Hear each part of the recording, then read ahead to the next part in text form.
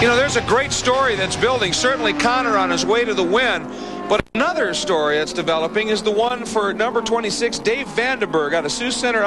Vandenberg Scales, Rice Lake Weighing. Rolt, that's an old RT4. He has done extensive modifications, including putting a Mazda engine in it, two, strengthening it with that roll cage, Dorsey, very unique sprint car looking roll cage. I talked to him earlier. He had big problems in qualifying. They were going through oil in that engine, that Mazda rotary engine, like crazy. They finally figured it out. He said the car's quicker than an 11th qualifying. He's up to 6th in a great drive. Doing a real good job. And RT4 is one of the very first ground effects cars after the flat bottom one I was talking about. That car is dated, believe me, nowhere near as quick as these other guys. He locks the right front up, and he's doing a great job. Last lap for this man. Larry Connor, what a great run he's put in. Congratulations, by the way, the Vandenberg. Just an unbelievable drive in that car. But Connor, last time out of the keyhole, and he has got an absolutely unbelievable run going. Yeah, there's nobody going to touch. That car is on a rail. The setup they did, the springs and so forth, you heard his crew chief talking about with Cal, they nailed it. They got it right on the money. Car's doing everything perfect.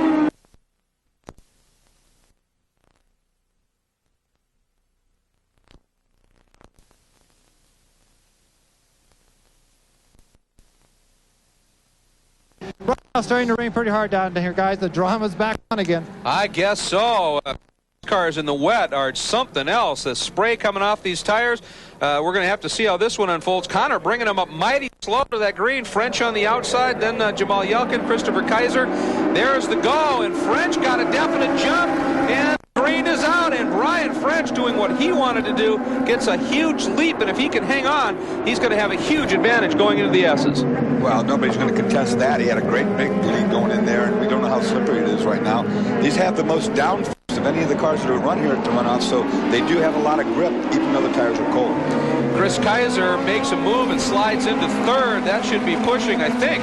That should be John Murphy, a strong run as well. But Brian French absolutely nailed that start and checked out, watching the field cycle through.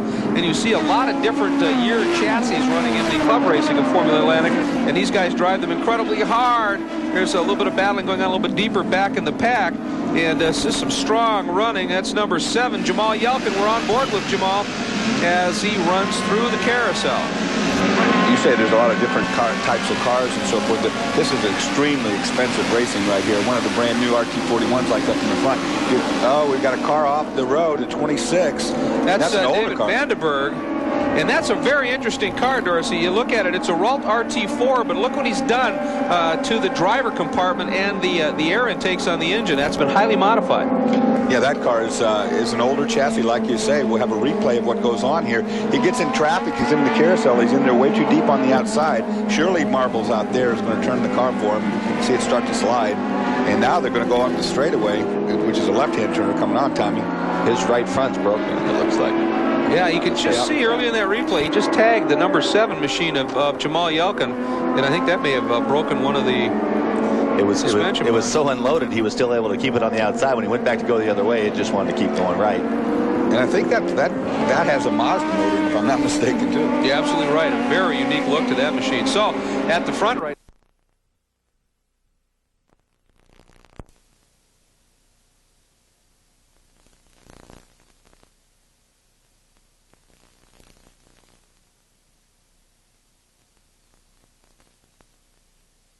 There's the battle for 4th. Is again Kevin Furline in that old RT4, and that was very close. Now back to Furline, and he is hanging on over number 3, Jason Greggs. And here's that car I was telling you about a little bit earlier. Look at the it almost looks like a super modified. And what happened again, we'll get back to. There he is, that first car in that line. He's got a very unique rear engine cover on that car. Well, let's go back. The Jason Greggs car pulls around in there as they go into turn 6. Close to as they come up over into madness here. There's that next battle. There's number 26, David Vandenberg, I was telling you about. And he's got that sprint car sort of roll cage in the car, and then that rear deck caught fire during qualifying, and they didn't have another one, so he's running with a rather unique look to it. Meanwhile, there is the battle, and 89, problem for that machine. Dennis Sidiri out of Uniontown, Ohio, has pulled up, and he's running the Lone Griffith, a unique chassis in this category. There is Furline, and here comes number 5, Brian Westerlund. That young Canadian really starting to put the pressure on as they come onto that front straight. Here, of course, in a Swift, a DB4 Swift, right under Furline's tail as they go into turn 1, the fastest corner here. These cars.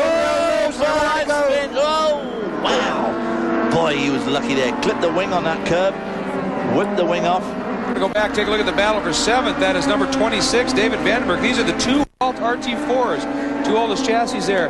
There's Vandenberg's, where he's done that engineering by himself, got that trick roll cage in there, and he's running Sands engine cover. And then here comes 9. That's Dan Carmichael, and again, 79 years old, and running a competitive top 10 battle here in Formula Atlantic. This guy is just truly amazing. It's unbelievable.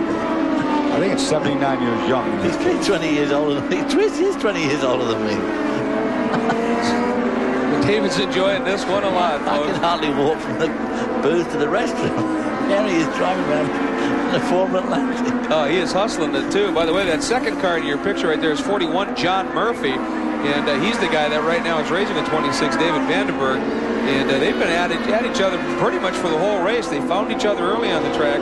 And I'll tell you, Vandenberg won that car without that engine cover. Whoa. Getting the wheel up on that curb. These are big square tires. You get them up on those curbs. They're not very keen on that. But Vandenberg, that car has to be aerodynamically awfully weak right now. Look at the big muffler that he runs. I take it that's a Mazda motor in there. That's probably why he had to fire. Mazda's put out tremendous heat. You see the huge size of that muffler, and that thing is just glowing red hot. And that's probably what caused him to lose that engine cover earlier this week.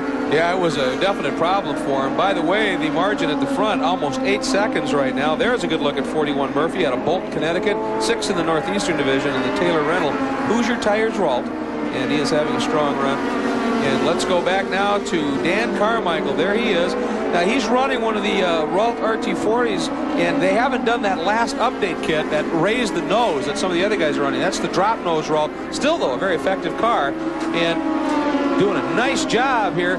Now he won in, of course, in 1995, he won the championship, the national championship, in a remarkable run when he was, I think, 76 years old. So, national champion at 76, that's a remarkable story. And the fact he's still going after Dorsey and running top 10 is amazing. He's winding these 2 guys in. He's winding Vandenberg and Murphy in.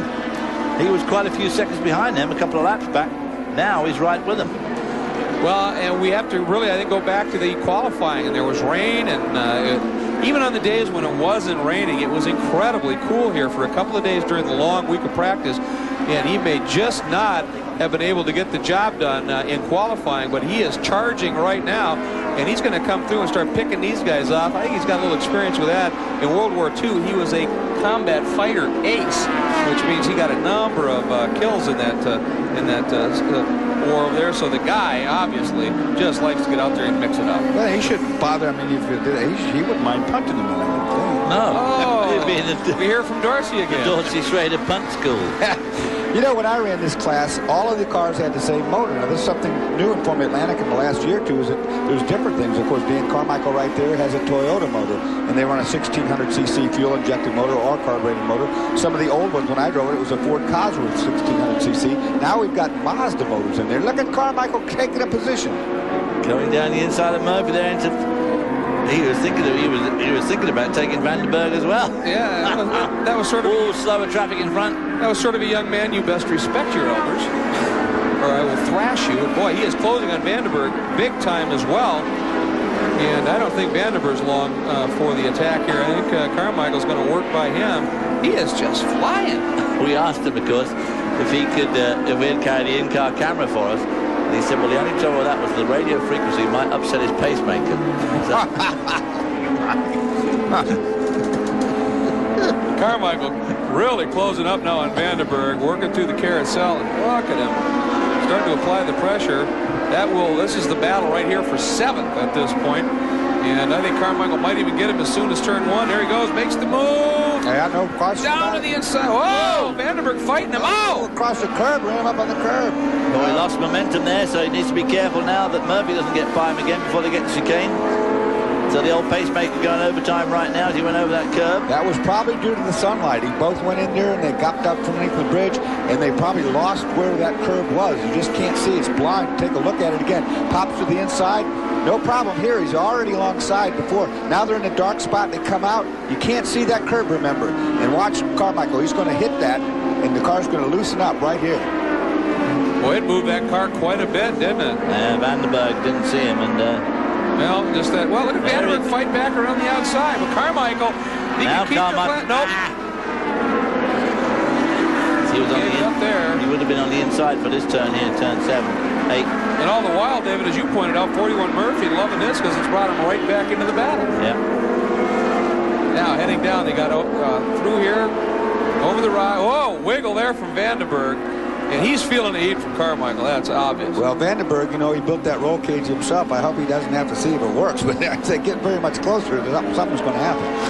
Yeah, they are racing very close. Dorsey looking on the bright side as always. Mr. Positive here. I'm positive that I know. I'm sure about that. I hope you're right. He can have another go into turn 1. Boy, yes, he doesn't give up, does he? See Sparks got him this time. Oh, yeah. Yes, he did. Very good job. Nice pass there by Dan Carmichael. Well, practice makes perfect. He tested the waters once, figured out what he needed to do. And I think the key was he got out of the carousel just a little bit better, got a better run. Yeah. And so he now has taken over sole possession of 7th position with Vandenberg and then Murphy in 8th and 9th. That's the group we're watching. And look at Carmichael drawing it away. We're going to step back. We've got 12 laps done here in Formula Atlanta competition. And 7th, Murphy, Vandenberg, and that unique Alt RT4, and Kevin Furline, who would have been well up, one would suspect, except for that spin and the damage to the nose. Look at BJ knows an awful lot of the volunteers and the like around here. He's been a great friend to these people. And look at that. He stopped by.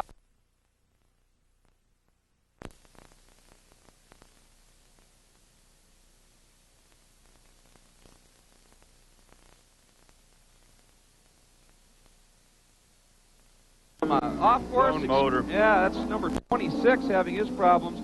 That's Dave Vandenberg. He's in an RT4 as well, and it has gone bad for him. Yeah, he's got the telltale smoke and water and oil and all the nastiness coming out the tailpipe. There she goes in a big way right at the end of the straightaway, and a lot of times that's where they'll go. Right when you get out of the throttle, maximum RPM, and it just let loose with it. Well, as you said, that's the key word, max RPM, and I mean, you've got those engines just wound out. He's not doing any good to the nose of the car either. No, but, you know, he's thinking safety there. He's trying to get that car off the road. He knows he's blown the motor, and he's trying to get the oil off the racetrack. But you're right, those noses aren't cheap, and he could have sure done one right there. And there's a good look at Vandenberg. He's pulled off one of the workers standing by, and back on board real quick with Steve Ford. Now, the leaders don't know that he lost that engine, and whether the undertray contained all the oil or not was hard to see. So those guys come steaming in there without knowing whether there's oil or not.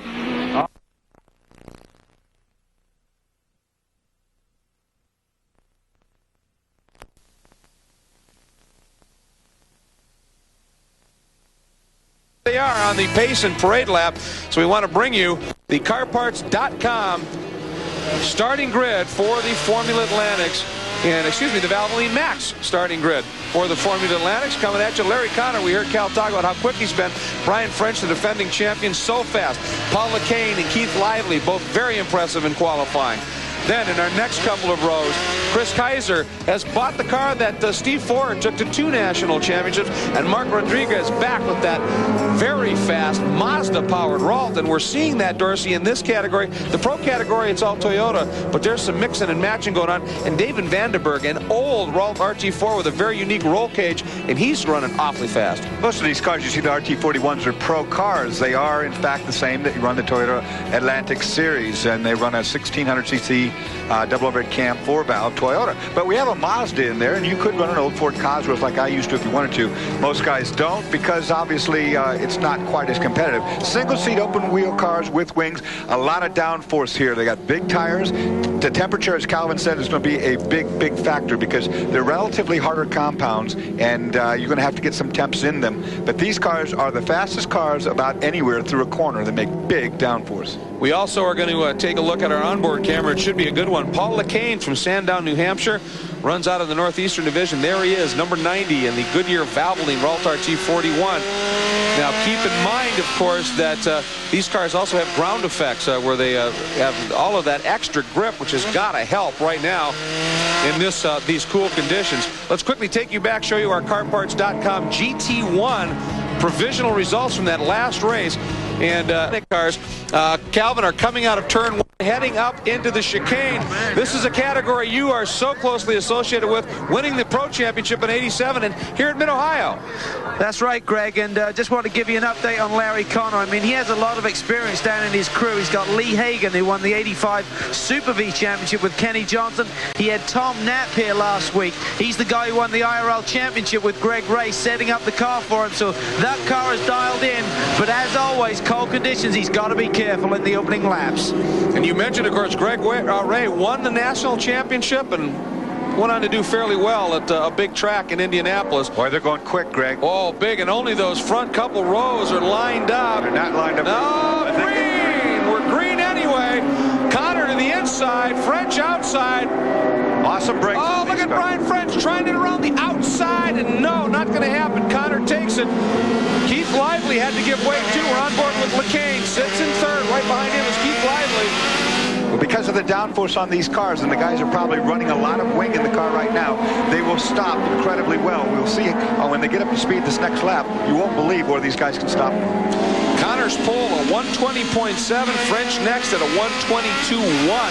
So obviously Connor is fast. French with those preheated tires, but they sat a while on that pre-grid.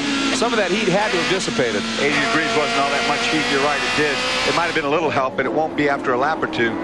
These guys, I drove in these cars, Greg, 6 times at the runoffs, and there's nothing faster in the corners than these cars are. Well, you got the ground effects tunnels underneath, literally creating that suction, plus the wings. And again, with the temperatures here, that's got to be great help to be able to just crank in more wing, get some more heat in the tire if you want it. Yeah, I would think everybody's opted for a lot of downforce in the car on their setup so that they all get the grip that they need. They don't have to worry about the straightaway speed so much, but look at the lead already developing.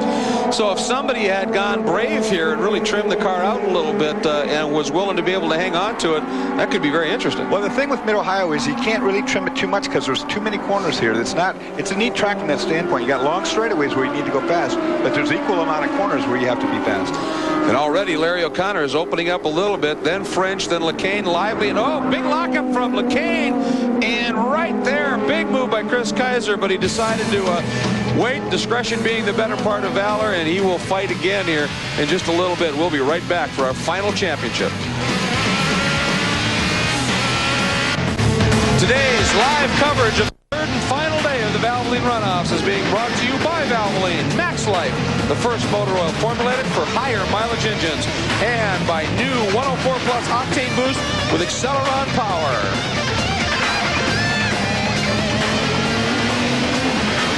On board with Paul LeCain, and Dorsey's given us a great view, and he is not letting Brian French get away.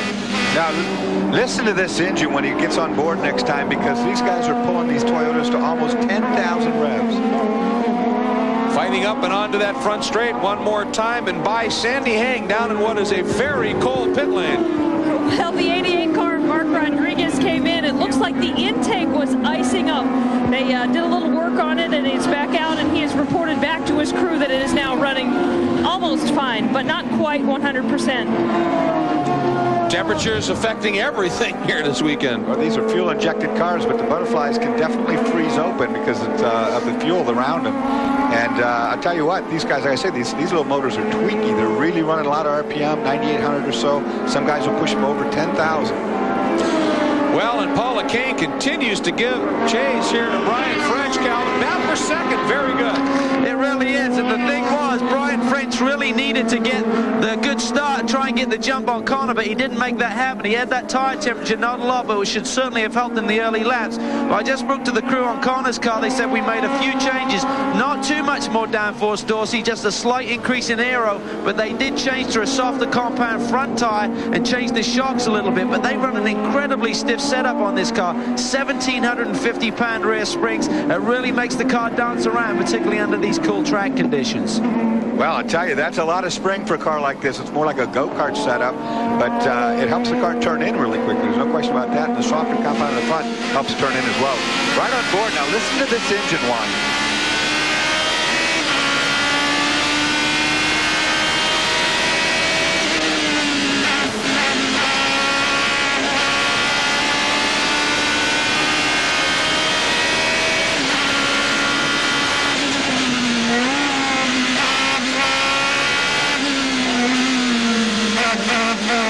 Boy, revving so high, it's actually affecting the onboard a little bit. That is unbelievable, the revs that these cars generate. Yeah, they do a lot of RPM and get a lot of power up there on the top end. There's no question about that. You know, Calvin talked about Brian French a little bit earlier in the show. One of the things that Brian does, he loves his vintage racing. And it's nice to be able to afford that hobby. And Brian is doing it in class. He bought the 1993. LeCain, our camera car, suddenly, he must have gone to 10,001 revs. Well, listen now. Oh, something. It's running. But something does not sound right at all. Now, hear it? Hear that?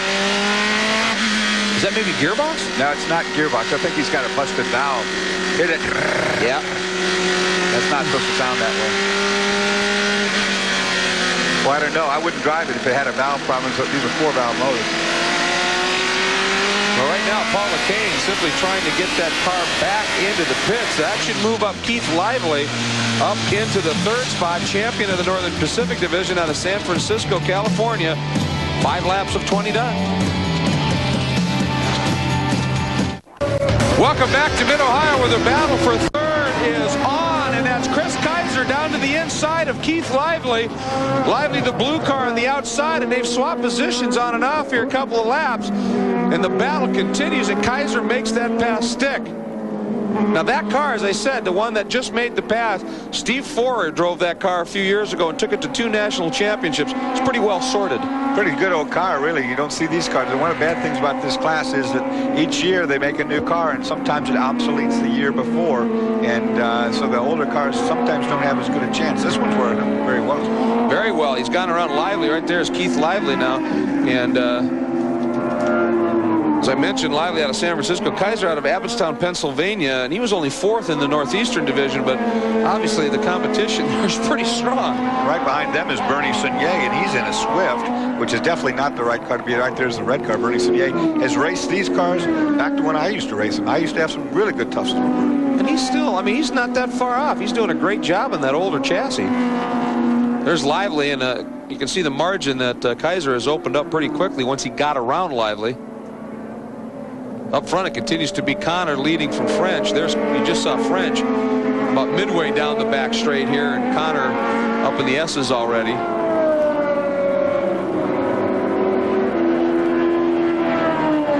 Kaiser just screaming down that back straight, and of course Lively doing anything he can right now to try and stay close. It looks like Sunnier might be closing in on Lively a little bit here. Bernie doing a good run for himself, like you say. It's not the right car. It's not as good a car as these guys have underneath them.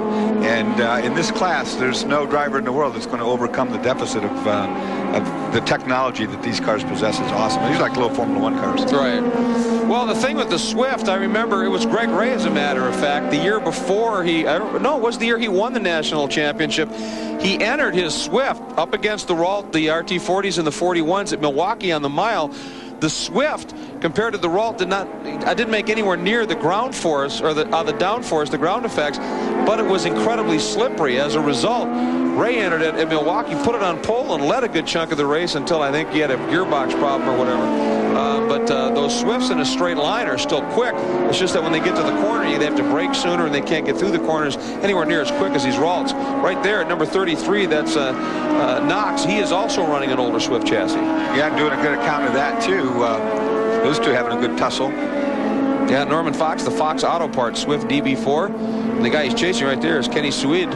Ultimately, that is what took me out of Formula Atlantic racing, was the fact that I ran in the old flat bottom days, and when the ground effect car came out, it obsoleted the car I had, and I didn't have the money to buy another one. Oh. So that took me out of that. So you ended up moving along, winning a Trans Am championship and an IMSA championship. So all things are for a reason. These three guys having a really good run right now. Yeah, up behind Fox now comes a very persistent. Around the outside, he makes it stick. Gary Machico, nice pass.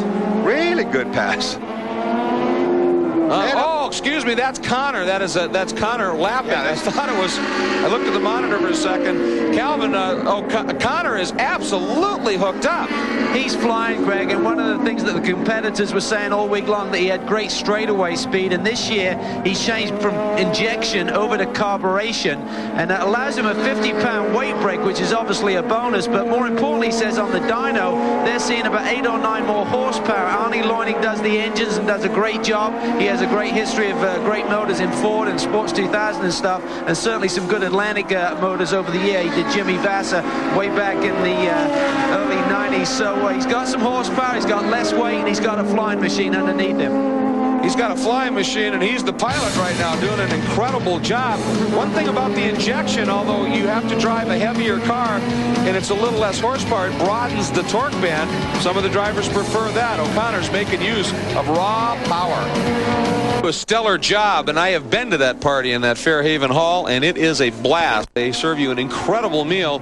All the volunteers who are part of this, Dorsey, and then they have some great music and dancing and partying, and really since it's come here, as he said, this community has really taken this event and made it a very special happening for the entire area. Well, this Valvoline Runoffs, let's not get it wrong, brings in a lot of revenue to this area too. All the hotels are full, all the restaurants are full every night. You know, this we get a big crowd here. This is a big event. It's the biggest road race there is in the world. And there's your leader, Larry Connor, who just continues to uncork some brilliant laps. There's Brian French, number 45 in the Motorsports Enterprises role, sits in second. Connor driving Connor and Murphy Limited role. Both of them 41s, and they have things pretty much their own way right now. Brian French, a very colorful car. He's a very colorful character, heading down in the Milwaukee region from Central Division. Sits in second. He just doesn't have an answer right now for Connor, who is absolutely hooked up. As Calvin said, it's almost a plane right now, and Connor's doing a great job. That combination that they use and the horsepower he must have. You were talking about the torque band on a injected motor. It makes it a little easier to drive off corners, but these cars have a lot of grip, and sometimes with big carburation, you know, you can target a specific RPM band, top end for instance, and really make big power. Well, and at the same time, we're talking temperatures in the low 40s. Generally, engines like that in terms of power, and with the carburetors, it's probably even more effective. Isn't it? Well, that, and also you know, we talk about the 50 pounds. 50 pounds doesn't sound like much, but these cars don't weigh much. You get the driver out of that car, it's probably 1,200 pounds. So 50 pounds on a percentage scale is a big percentage. Yeah, that's almost 5% of the car's weight right there, and that's very significant, particularly when you're talking a car that's 240, 250 horsepower. That's a big percentage of the horsepower ratio, going from 240, say if he gained to 249 and loses 50 pounds, that's a big swing. Yeah, absolutely, and you know, I think 50 pounds isn't much. It in fact can be a heck of a lot. Oh, trouble right there. We see a car pulling off as we watch. We ride right there with Brian French. One of the cars having trouble pulling off in the straightaway there. I didn't get the number. I didn't see it either number-wise, but there's Connor, who's running very fast right now, and he has now completed lap 13, so Connor only needs to keep this up, Calvin, for another 7 laps. He's got a championship. Well, he does, Greg, and Lee Hagan is looking at the stopwatch right now. Lee, it's been a long 2 weeks here at the Runoffs, and I know today for Larry, it's been very tense. He wanted to change the car during that last hour a number of times. 4 or 5 times. Yeah, we changed wings, we changed just about everything. Springs, it looks like it's working, though. Yeah, he's going pretty quick. How the time's looking? I mean, it's very cold out there. He ran like a 20 in qualifying, 19 in testing, I understand. What's it looking like now? 22.3 is on the watch. So is that going to be enough? Oh, yeah, definitely. He's got a 12-second lead, so we're doing good. He's just cruising, boys, but looking good. Yeah, 22.3. I mean, just the temperatures themselves are costing 2.5 to 3 seconds in this category, and we've seen that expand in some of the other ones where they don't have the grip that these cars can generate. So now completing lap 14, 6 to go. Connor is closing in. Welcome back to Mid-Ohio, everybody, as we're closing in on the last 5 laps, about to wrap up this year 2000 Valvoline Runoffs. Mr. Connor continues to lead very strongly now. You know, we've been talking about the great job and the terrible conditions that our pit folks have been doing. Calvin Fish, John Bizignano, Sandy Hang. It's been awesome, but you're not getting these pictures and you're not getting all of this action from people sitting inside either. The camera crews that Speed Vision has put together for this event, as well as the RF people, those are the people that take care of those onboards. They're outside working with the pit staff, putting those cameras on the cars. There's Tess. Now, she's probably the smartest of the bunch because she grabbed a couple of the baked potatoes from the hot locker before she went out there, threw them in her pockets to keep her hands warm. Quick thinking for Tess there. That's Gunther. Big wave from Gunther up there, boy. It is cold, folks, and they've been up there for hours. Look at Chuck. Look at the height he's dealing with up there in the breeze. Doing a great job, and of course those guys so dedicated and more concerned about protecting the cameras. That's Ron. Thank you, Ron. Incredible job from Ron. We appreciate it. Keep the tour going. That's Kevin. He's the tech manager. He's outside because that's where the radio works best. He's got to be able to respond to any hassles in a hurry and fix it. So, boy, that is a cold person operating a camera right there. Thanks very much. An absolutely great job as always. And keeping those cameras wrapped to keep the warmth. Greg, let me tell you something. Those glorified deer stands are cold. I shot my open from up there the other day. It was solid ice up there. I believe that. I wasn't a happy guy. Well, you're inside where it's warm and you're at your best. I'm a little better now. I'm still too cold. I'm going to Florida. There comes Connor, and he is going by. It's an interesting story, that number 31 car he passed right there, and that's Gary Machiko, who I mentioned earlier, out of the Northeastern Division. That is an old Ralt RT5. That's a Super V that is allowed to run in club racing in the Atlantic category. He's been very competitive as well. But there's our current top 5 with 3 to go. You know, there's a great story that's certainly Connor on his way to the win. But another story that's developing is the one for number 26, Dave Vandenberg, out of Sioux Center, Iowa, and the Vandenberg Scales, Rice Lake Weighing Ralt. That's an old RT4. He has done extensive modifications, including one, putting a Mazda engine in it, 2, strengthening it with that roll cage door. See, very unique sprint car looking roll cage. I talked to him earlier. He had big problems in qualifying. They were going through oil in that engine, that Mazda rotary engine, like crazy. They finally figured it out. He said the car's quicker than an 11th qualifying. He's up to 6th in a great drive. Doing a real good job. And RT4 is one of the very first ground effects cars after the flat bottom one I was talking about. That car is dated, believe me, nowhere near as quick as these other guys. He locks the right front up, and he's doing a great job. Last lap for this man. Larry Connor, what a great run he's put in. Congratulations, by the way, the Vandenberg. That is just an unbelievable drive in that car. But Connor, last time out of the keyhole, and he has got an absolutely unbelievable run going. Yeah, there's nobody going to touch. That car is on a rail. The setup they did, the springs and so forth, you heard his crew chief talking about with Cal, they nailed it. They got it right on the money. The car's doing everything perfect. That makes it very comfortable for the driver, doesn't it? When you are extremely confident in the car, you can do everything just a little bit more committed. You see him right there. I mean, he's just from the outside of the racetrack to the inside, he's got it wired. Connor coming around now, out of the S's up into madness, making the run toward that wonderful turn 11. Even in these cars, you can break them loose and drive them a little bit, but he has no need. Boy, he is just cruise mode right now as he comes back. Now, we want to remind you that almost as soon as we get the checker here, we have to leave because the NHRA AutoZone Nationals are coming up from Memphis right after we're done. So we wanted to give you a warning of that, and so be prepared for it. Here he comes. Connor onto the front straight, slows down, celebrates his national championship right there. Brian French looks good for second. A great drive by 84, Chris Kaiser to third. Great drives all. 480 total laps, 224 races, 10,090 miles for our 24 national champions. For Dorsey Schrader, Calvin Fish, John Bizignano, Sandy Heng, I am Greg Creamer. Thanks to Speed Vision Productions and a great crew. Thanks to everybody for joining us. Enjoy the drag races from Memphis next.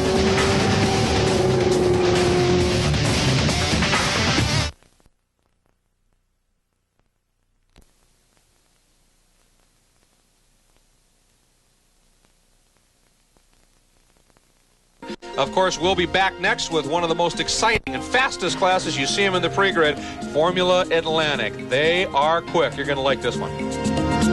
Today's live coverage of the 1999 SCCA Valvoline Runoffs is being brought to you by Valvoline. You can always tell the guys who use Valvoline. And also by Toyota. Get the most out of your day, every day. The Formula Atlantic starting to make their way out onto the track for their first of 1.5 pace laps. Essentially, let's take you through our starting lineup. On the front row, Larry Connor had a very strong run. He had 3 wins in the Central Division this year in his role. He's your pole sitter. Alongside Brian French, 5 wins, 1 Central Division. One of the fastest drivers in the country. His first run to the runoffs here in a number of years. You also see the rest of the field. One of the drivers to watch, Paul Lacane. And, of course, earlier you met Jamal Yelkin, who really caught the eye of Dan Carmichael and was very impressed with that young driver. Let's take a look at some of the drivers people think are the ones to watch. Now, there he is, Larry Connor. He's the pole sitter. Of course, you'd expect him to be very strong, and he proved it with a very quick lap on Tuesday in qualifying. So we would think he would be at the front. Brian French, the guy, is absolutely dominant in the very tough Central Division. You're going to want to watch him. And here is young Jamal Yelkin, a student. And as we said, Dan Carmichael, who's seen a lot of racing in his 80 years, was awfully fond of this young man. So that is somebody you're going to want to keep an eye on. Now, of course, there's some great stories that unfolds throughout this entire weekend, and we're going to check in again with Biz. Juliano Brazil is from Sao Paulo. He has won 2 go-kart championships in Brazil. That's very important. He's won races in Formula Ford and Sport 2000. But Juliano, here in the United States, you've had 10 Formula Atlantic starts. They've all resulted in the top 4 finishes, but no win. Yeah, I think it's very important for me, the runoffs right now, because it's my chance to win a race to prove the other teams I'm a very good driver. And what do you want for your future career? Yeah, my plans, I have my plans I'm going to be a world champion, Formula 1 or go-kart, IndyCar. Well, Juliano Brazil is looking for a win here at the runoffs, and he's looking for that to bring a career move. Well, those ambitions are what this is all about for the young drivers here. And then, of course, you've got somebody, as we mentioned, Dan Carmichael, 80 years of age, a former fighter pilot, a former champion in this division. But he's 80 years old right now, and he's still very, very quick, in fact, in the top 10. You must get tired of talking about it, but that is absolutely staggering. When I think of people that are 80 years old, I think, that, you know, just as Paul Newman says, every day over 70, he considers that gravy. And so here's Dan Carmichael out here. He won this championship about 3-4 years ago at age 75, 76. And these cars, G-loading wise, are the fastest cars at the runoffs. Big G-loads. It's hard to overstate how big you can't overstate what he's doing. Well, no, and last year, I mean, he ended up in the top 5 as well. So, I mean, he's still very competitive. There's another look at number 14, Juliano Brazil, in the Colleen Toyota Ralt, the RT4. And that's one of the older cars out here, obviously. So now, of course, this season as well, you know, some of these drivers, Brian French actually ran in the Toyota Atlantic Championship at a couple of stops, and it's one of the top championship series for developing young drivers to get them, for instance, into the ranks of the Indy cars or the Champ cars that run. And a lot of drivers, they'll start running the Atlantics here in club racing, then they'll make the move, put in the Toyota power plant if they're not running one already, go to that championship, and if they get recognized by one of the strong teams there, they could eventually make their way up into the Champ cars and or F1, whatever. That's what you want to do. Let's go back down to pit lane. Sandy? Well, Larry Connor, who is starting on the pole, has had an up and down kind of season. Actually, it started down. They blew up a motor in the first race of the season, but they've managed to come back, and they say this year has been about a learning curve, and they've captured 3 wins this season, and you know, guys, they'd really like another one here at the runoffs. Well, this is the one, obviously. If you get this, you're national champ. And I noticed Brian French on the left side of his helmet. Something is flapping there. That could be terribly distracting. Biz? These are the tires that right now many people wish they had. It's starting to rain down here. These are full race tires, deep grooves to let the water out from underneath, very soft compound. Right now, starting to rain pretty hard down here, guys. The drama's back on again. I guess so. Boy, these cars in the wet are something else. The spray coming off these tires. We're going to have to see how this one unfolds. Connor bringing them up mighty slow to that green. French on the outside, then Jamal Yelkin, Christopher Kaiser. There's the go, and French got a definite jump, and the green is out, and Brian French doing what he wanted to do, gets a huge leap, and if he can hang on, he's going to have a huge advantage going into the S's. Well, nobody's going to contest that. He had a great big lead going in there, and we don't know how how slippery it is right now. These have the most downforce of any of the cars that are run here at the Runoffs, so they do have a lot of grip, even though the tires are cold. Chris Kaiser makes a move and slides into third. That should be pushing, I think. That should be John Murphy, a strong run as well. But Brian French absolutely nailed that start and checked out watching the field cycle through. And you see a lot of different year chassis running in the club racing of Formula Atlantic. And these guys drive them incredibly hard. There's a little bit of battling going on a little bit deeper back in the pack. And this is some strong running. That's number 7, Jamal Yelkin. We're on board with Jamal as he runs through the carousel. You say there's a lot of different types of cars and so forth. This is extremely expensive racing right here. One of the brand new RT41s like up in the front. We've got a car off the road at 26. That's an older David car. Vandenberg. And that's a very interesting car, Dorsey. You look at it, it's a Ralt RT4, but look what he's done to the driver compartment and the air intakes on the engine. That's been highly modified. Yeah, that car is an older chassis, like you say. We'll have a replay of what goes on here. He gets in traffic. He's in the carousel. He's in there way too deep on the outside. Surely Marbles out there is going to turn the car for him. See it start to slide. And now they're going to go on the straightaway, which is a left-hand turner coming on, Tommy. His right front's broken, it looks like. Yeah, you could just see early in that replay, he just tagged the number 7 machine of Jamal Yelkin, and I think that may have broken one of the suspension. It was so unloaded, he was still able to keep it on the outside. When he went back to go the other way, it just wanted to keep going right. And I think that has a Mazda motor, if I'm not mistaken, too. You're absolutely right. A very unique look to that machine. So, at the front right now, French leads it. Larry Connor runs in second right now. And look at the margin French has opened up already. That third place car is Chris Kaiser. And if that car looks familiar to you, you've been watching the runoffs on Speed Vision the last few years. That's the car that Steve Forer has driven to the Atlantic Championship on 2 different occasions. Now Chris Kaiser bought it and is running it. That is your second place car. The pole sitter, Larry Connor, who frankly got snookered by Brian French in the start. Oh, big time snookered, yeah. He tried for a real slow start, which I was really about to say I was going to question that with it being a little bit slippery. You wouldn't think you'd want to start real down low with the chance of spinning the tires and no aerodynamic downforce, but it didn't work out for him anyway. Well, that's something to talk about with these cars. Unlike a lot of the other cars here, they're so reliant on the aerodynamics. You really have to, even in the wet, you have to have some speed to get the most out of the grip. Yeah, you look back there, there's a battle for fourth going on. That's a good battle going up into the keyhole. That's Jamal Yelkin, the young man that we met earlier in 90. Paul LeCain, 3 wins. He won the Northeastern Division this year on his machine.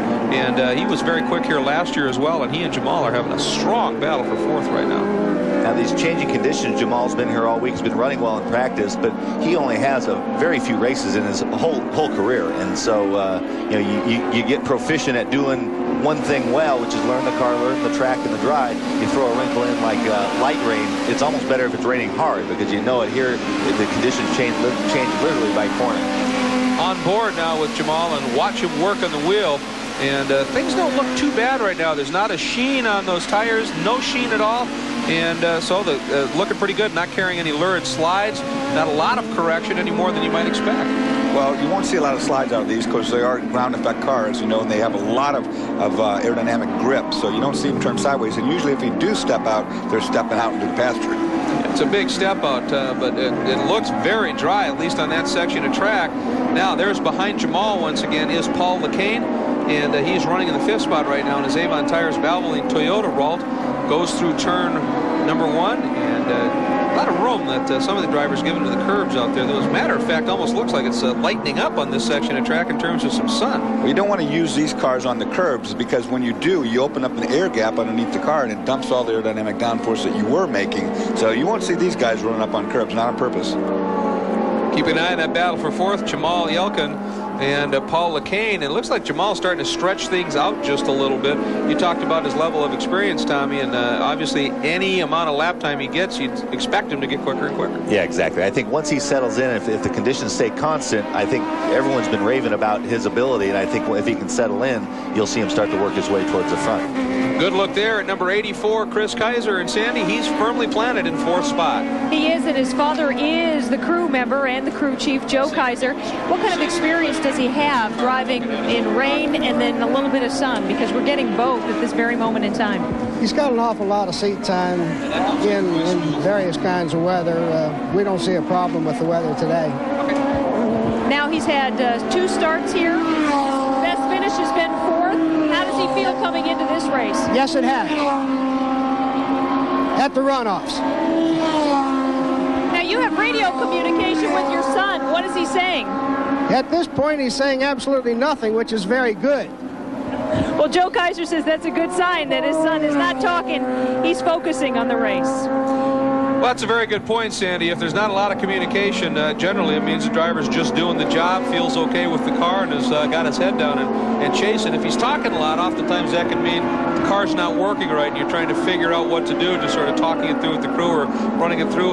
But at the front of the field, Brian French, who has been here many times in terms of leading a race, in fact has won national races here at Mid-Ohio, but has never driven the Atlanta car at the runoffs, decided this year to come and see how he can do, and I'd say he's doing mighty fine. And you know what else this guy does? He has a 1983 Formula One Ferrari that he has run a number of times in Road America in the historic races there. Guy knows how to drive classy machinery, and he right now is out front in the chase for the national championship in Formula Atlanta.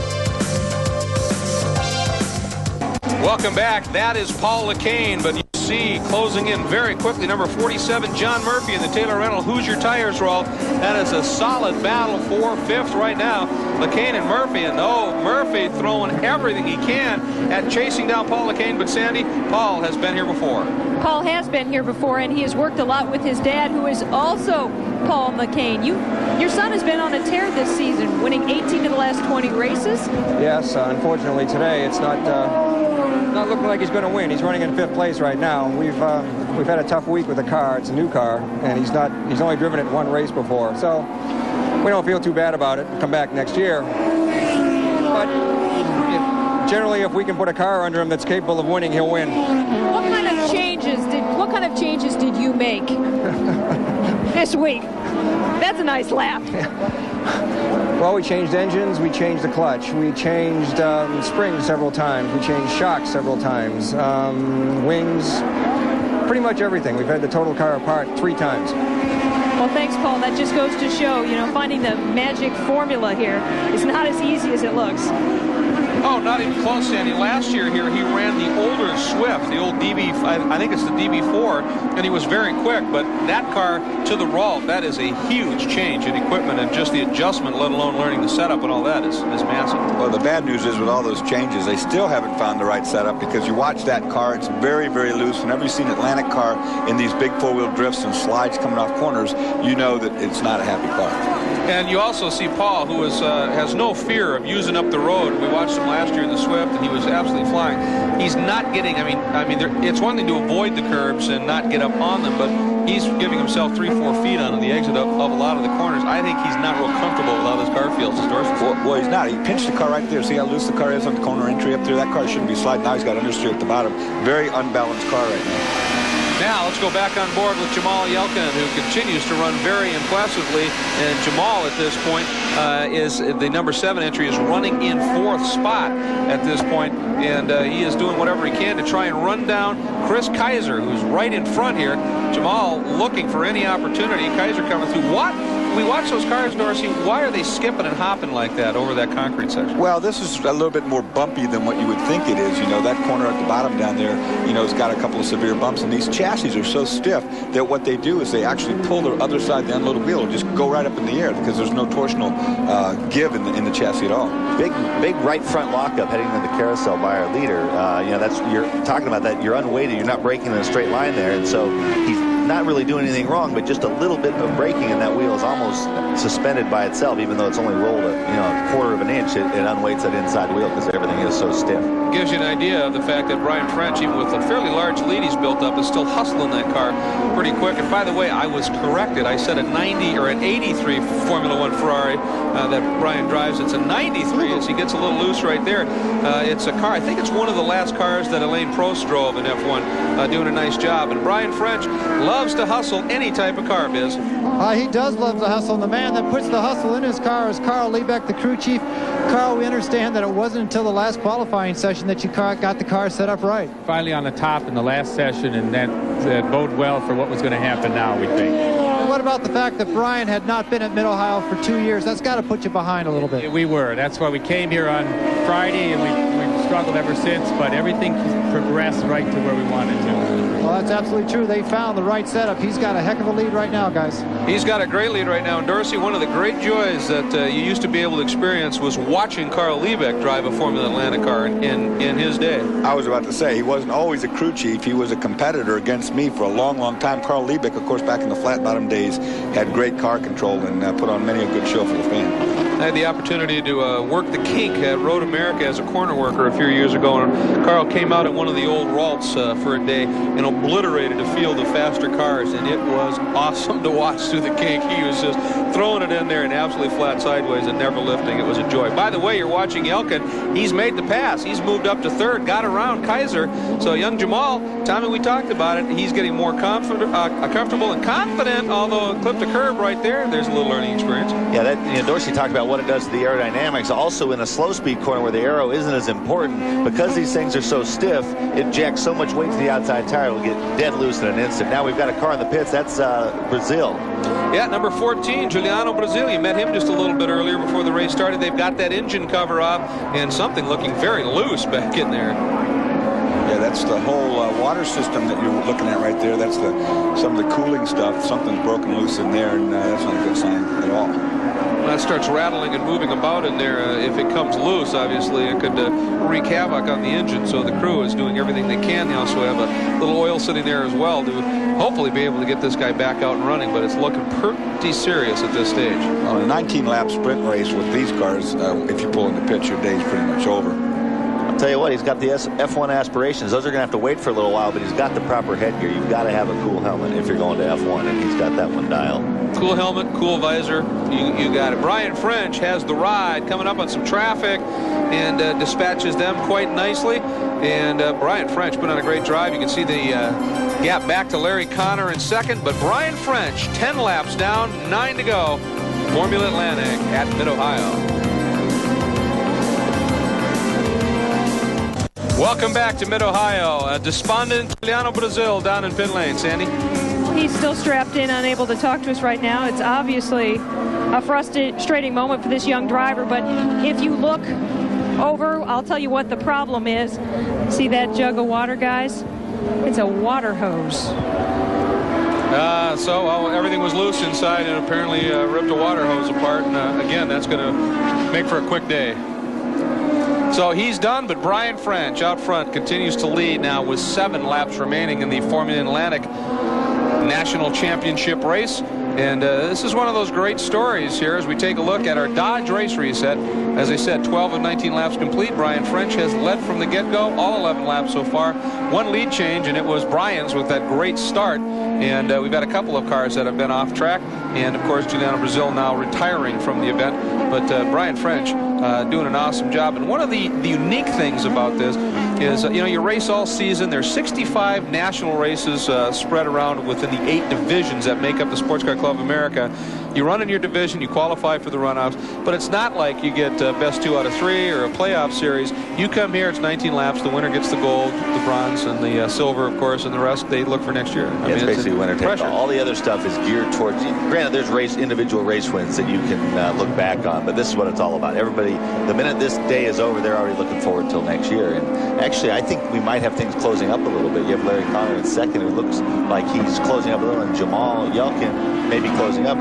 There's only 6 laps left, but if Connor can string some laps together, see, he's in the front. Yeah, he's definitely closed it up, and as you said, with 6 laps to go as they come by start-finish, well, we've seen, one quick mistake by Brian French, a half spin or a big long slide, and that gap can disappear in a hurry. And so Larry Connor obviously has his head down and is seriously getting to work here. Now, the last time off the carousel, Brian French pushed wide on this concrete like that, and he's really struggling to keep it on the exit. That hurts his exit speed.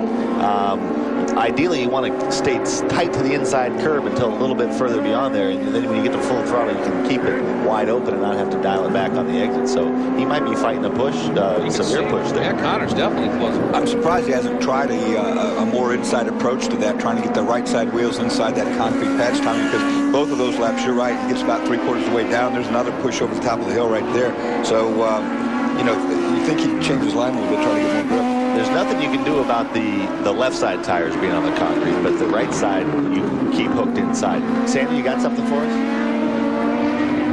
Well, right now I'm standing with Lee Hagan, who is grabbing a time from Larry Connor. And as I told you early on that he blew a motor the first race of the season, you've had a learning curve going on. I know you were debating today which setup to go with.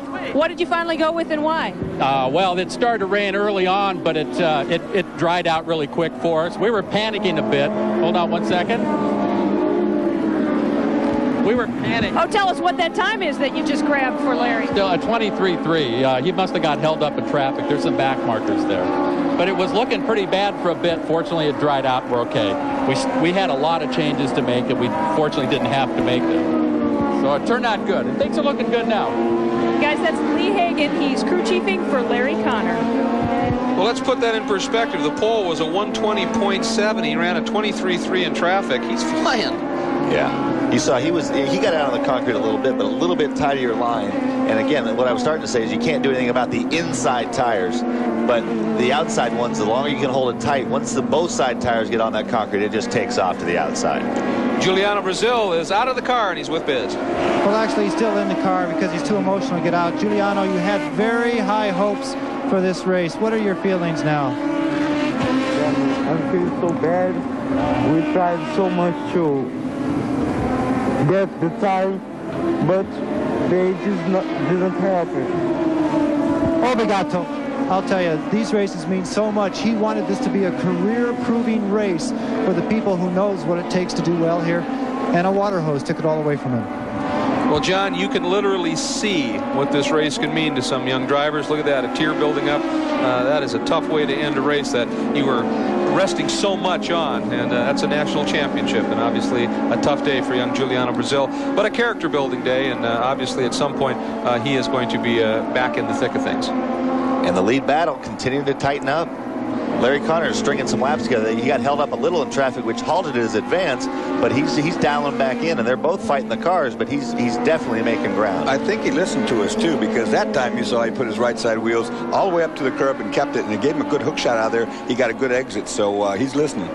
He's listening, and he is coming on strong, definitely starting to close in on your leader, Brian French. He is feeling the heat from the quickly pursuing Larry Connor. We'll be back for the last 5 laps in Formula Atlantic. On board with Jamal Yelkin. He is 3 spots behind this guy, Brian French, who is your leader at this stage. We have 2 laps to go. And you can see there's French and that multicolored car. The white and green machine is Connor. That's the gap between first and second with 2 laps to go. And Connor doing everything he can to try and close in. French very loose up and over the top of the S's. That didn't seem to hurt him too much, but I think he's starting to feel the heat, obviously. He put his head down and was actually able to pull out a little bit from the lap before. But you can see how he's doing. He's taking some more chances. Now's the time. You got 2 laps to go. You don't want to leave anything on the table. So Brian French pushing as hard as he can now, apparently, to try and build a little bit more of a cushion over Larry Connor. Jamal Yelkin runs in 3rd. Then it's Kaiser in 4th. LeCain round out the top 5.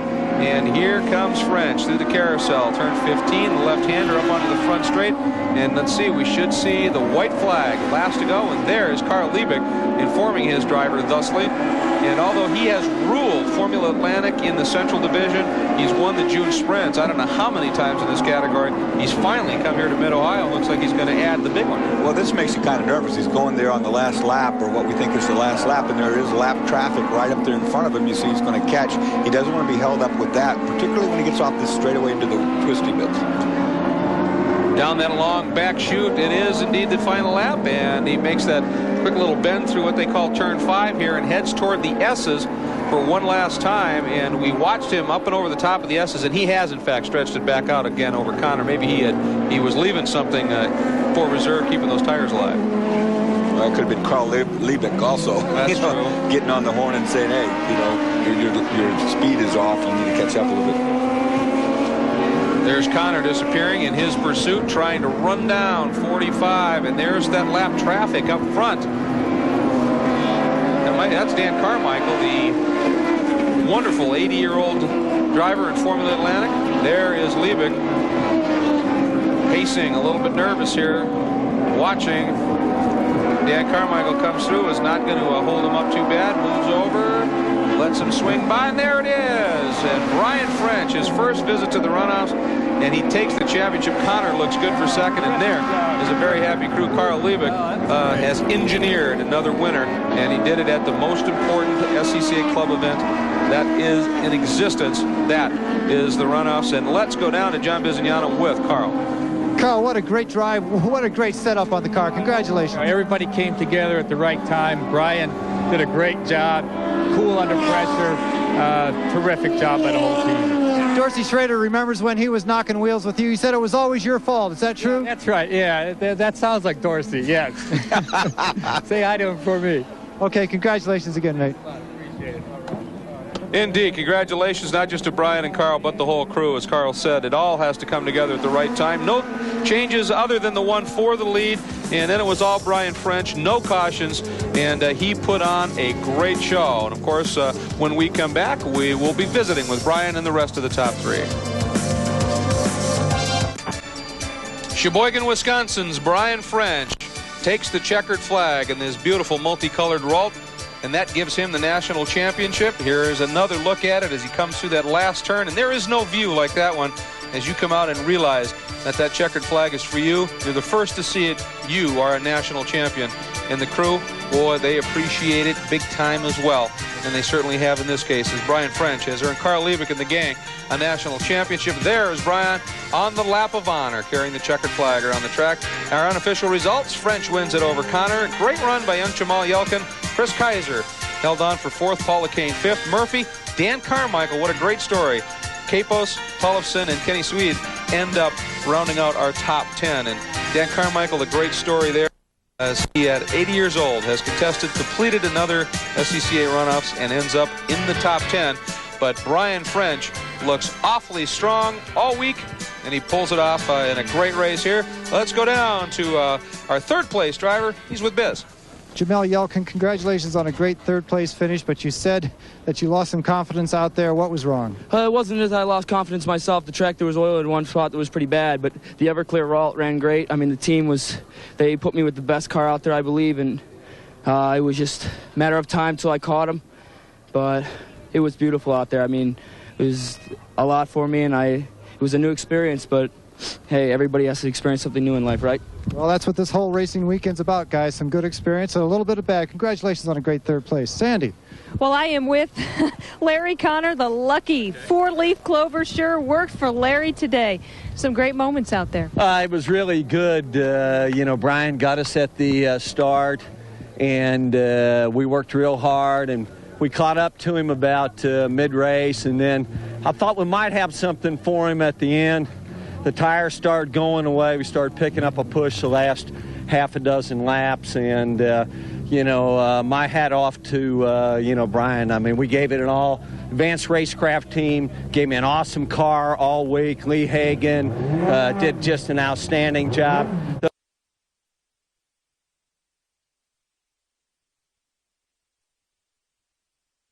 Worked for Larry today.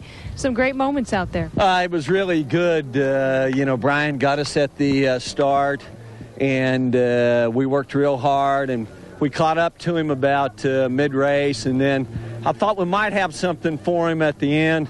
The tires started going away. We started picking up a push the last half a dozen laps, and my hat off to Brian. I mean, we gave it an all. Advanced Racecraft team gave me an awesome car all week. Lee Hagan did just an outstanding job. The Hoosier tires were great. It was really a good week for us overall. And I know when you were coming back in, you've already been thinking about making changes next year. Why don't you tell everyone what you and Lee Hagan were talking about? Well, what we're talking about is we might go to the carbureted engine from the fuel injected, and clearly we thought the fuel injected might be better here, but probably do the carburation. This is really new for us. We've only been in this car for 6 races. We've never driven these cars before. He's never run them before. I've been out of racing for 3 or 4 years, and so we had a ball this year, and we'll be back next year. Oh, not bad for Larry Connor, starting the season blowing a motor and coming in second at the runoffs. Not bad, guys. Not bad at all. Great run for Connor. There is your winner, Brian French, in a great drive. And for young Jamal Yelka, they're going to have to put the sponsor sticker on the back of the hat. But that'll all come good. We'll be right back. Welcome back once again. Here's another look at that crew, and you can see how much it means, not just to the driver, but to everybody involved in the program. They have worked very hard at that. Look at the eyes of Brian French. I'm not sure he even quite believes it. He is a national champion. He's going to love that. And there he is on that lap of honor. And guess what? He's with John Bizignano. Biz? He is with me. And Brian French, you were telling me that it's been since 1995 since you've been back to this track. And my gosh, you must have remembered it well. Congratulations on your first championship. Thank you. Tell us about the race. Well, it was raining a little bit on and off, but the car was beautiful. Tire looks good. We ran a 25 front corner in the front left, and it was just perfect. We heard from Carl that the setup was not right all weekend long, but you dialed it in right towards the last qualifying. That's true. We struggled all week, and I would say this morning was the best car we had all week. It was just perfect. Where did you have the advantage on your competitors? Well, first of all, the start. The start was very, very early, so I got a good jump on the start. Neither of us expected to start that early, I don't think, and that was really the whole race, the first couple laps. Well, sometimes that happens, guys. Congratulations on your championship. He's earned it. He has worked with Carl for a long time to be able to get this program running. He covers all his bases, and when it comes time for him to crawl behind the wheel, the guy is absolutely untouchable, as most competitors in Central Division will tell you. When you're chasing somebody, it's usually Brian French. We'll be back for more from the Runoffs right after this.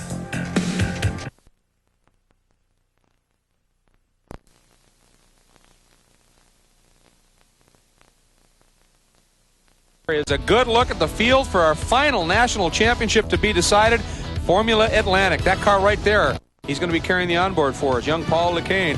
Here's the rest of the field as we do the walk-by here of this great group of cars. If you watch the cool Toyota Atlantic Championship, down to some of those races, you recognize those Ralts. Now we got some Swift. There's Kevin Furlan. Remember, we met him earlier in that ancient Ralt RT4. The rest of the pack making their way out on track for our 19-lap final national championship to be decided.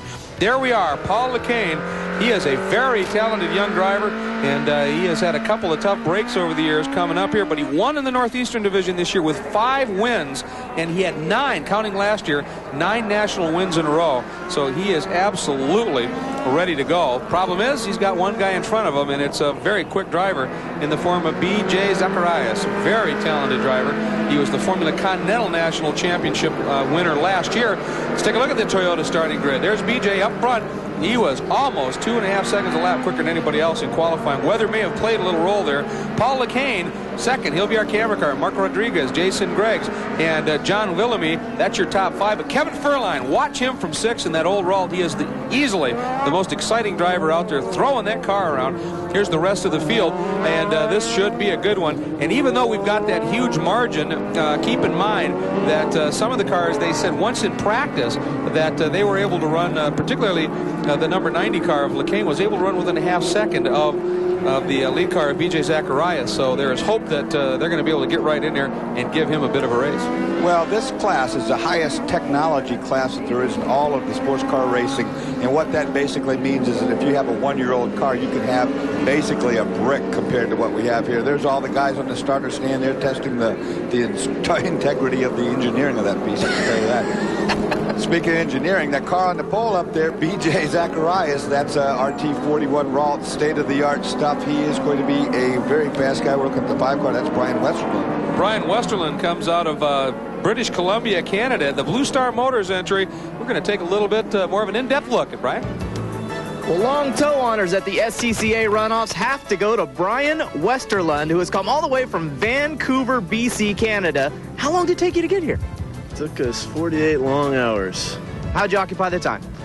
Well, we bought a TV and a VCR and watched some movies as we drove along, mounted it on the dashboard, made it a little bit more enjoyable for sure. You made it here safely, though. Now, I've got to ask you, you've got the blonde hair, the open-wheel driver from Canada. Any of that modeled after Jacques? Not too much. No, I went with black about a month and a half ago, and all the women hated it. Everybody thought I looked a little too evil, so I went to white, a little bit more calmer. and the women seem to like it a little bit more, so I'm laughing. All right, so that's what's behind it. Now, I've gotta ask you about this. What is that? Loser inside the cockpit of a race car driver. What's up with that? We pretty much put that on there because we knew I'd look like a loser in this interview, so we went with it. Well, we think you're doing just fine, and we're glad to have you here, man. Good luck. Cheers. Well, they're having a good time with their program, obviously. And I suppose after a 48-hour drive to get here, you're going to feel a little dingy for a while. That guy, I tell you, the crew guys sometimes, they're your best friend for sure, but they can be your worst enemy sometimes, Oh, too. man, yeah, when they know you're going on camera, it can sometimes be not too pretty. Interesting look at that one car. You may have saw it there. That is an older Ralt that guy has done some engineering on. There's a good look at Brian, by the way.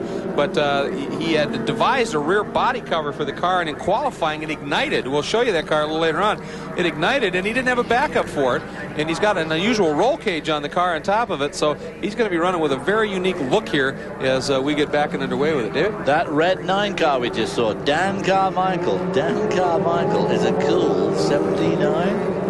79 years old he is, a former national champion. He's in the middle of the grid. And he just can't get out of these cars. He absolutely loves them, a former fighter pilot.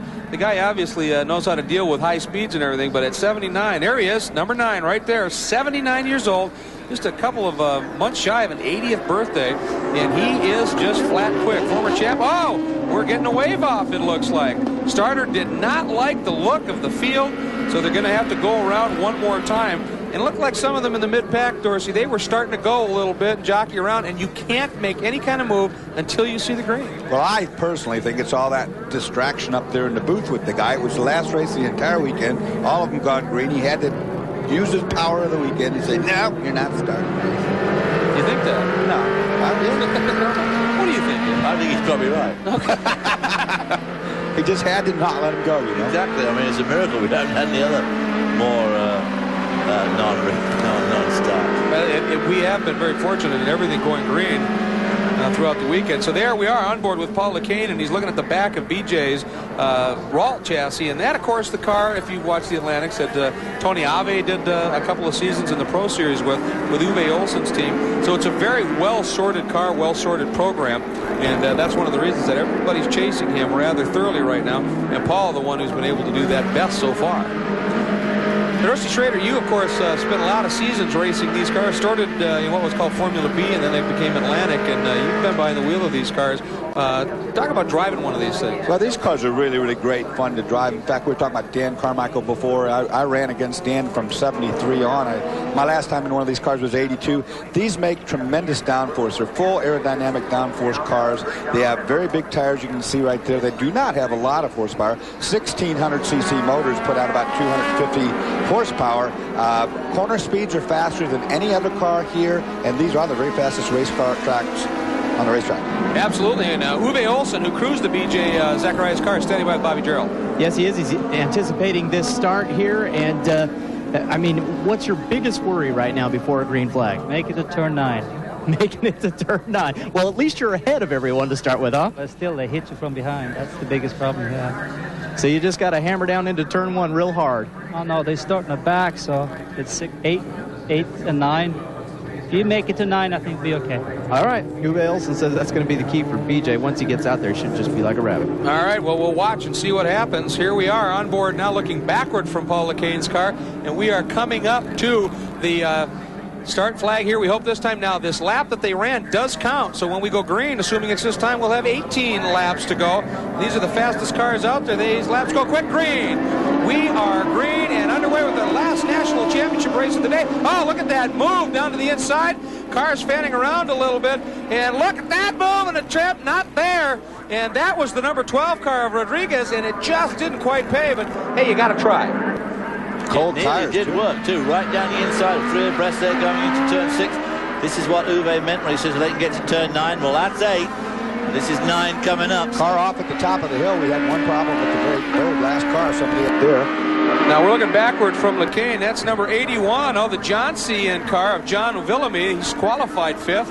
And, oh boy, he looks like he's pulling it over and stopping it. And also I noticed that Kevin Furline, who was 6th, is 4th right now. See? That red car, 4th in the order. So a great start there. And that car that car did make the move around Paul Lacane. That is the Mazda powered, the first Mazda powered Ralt chassis ever, and they've done a little work on that car as well.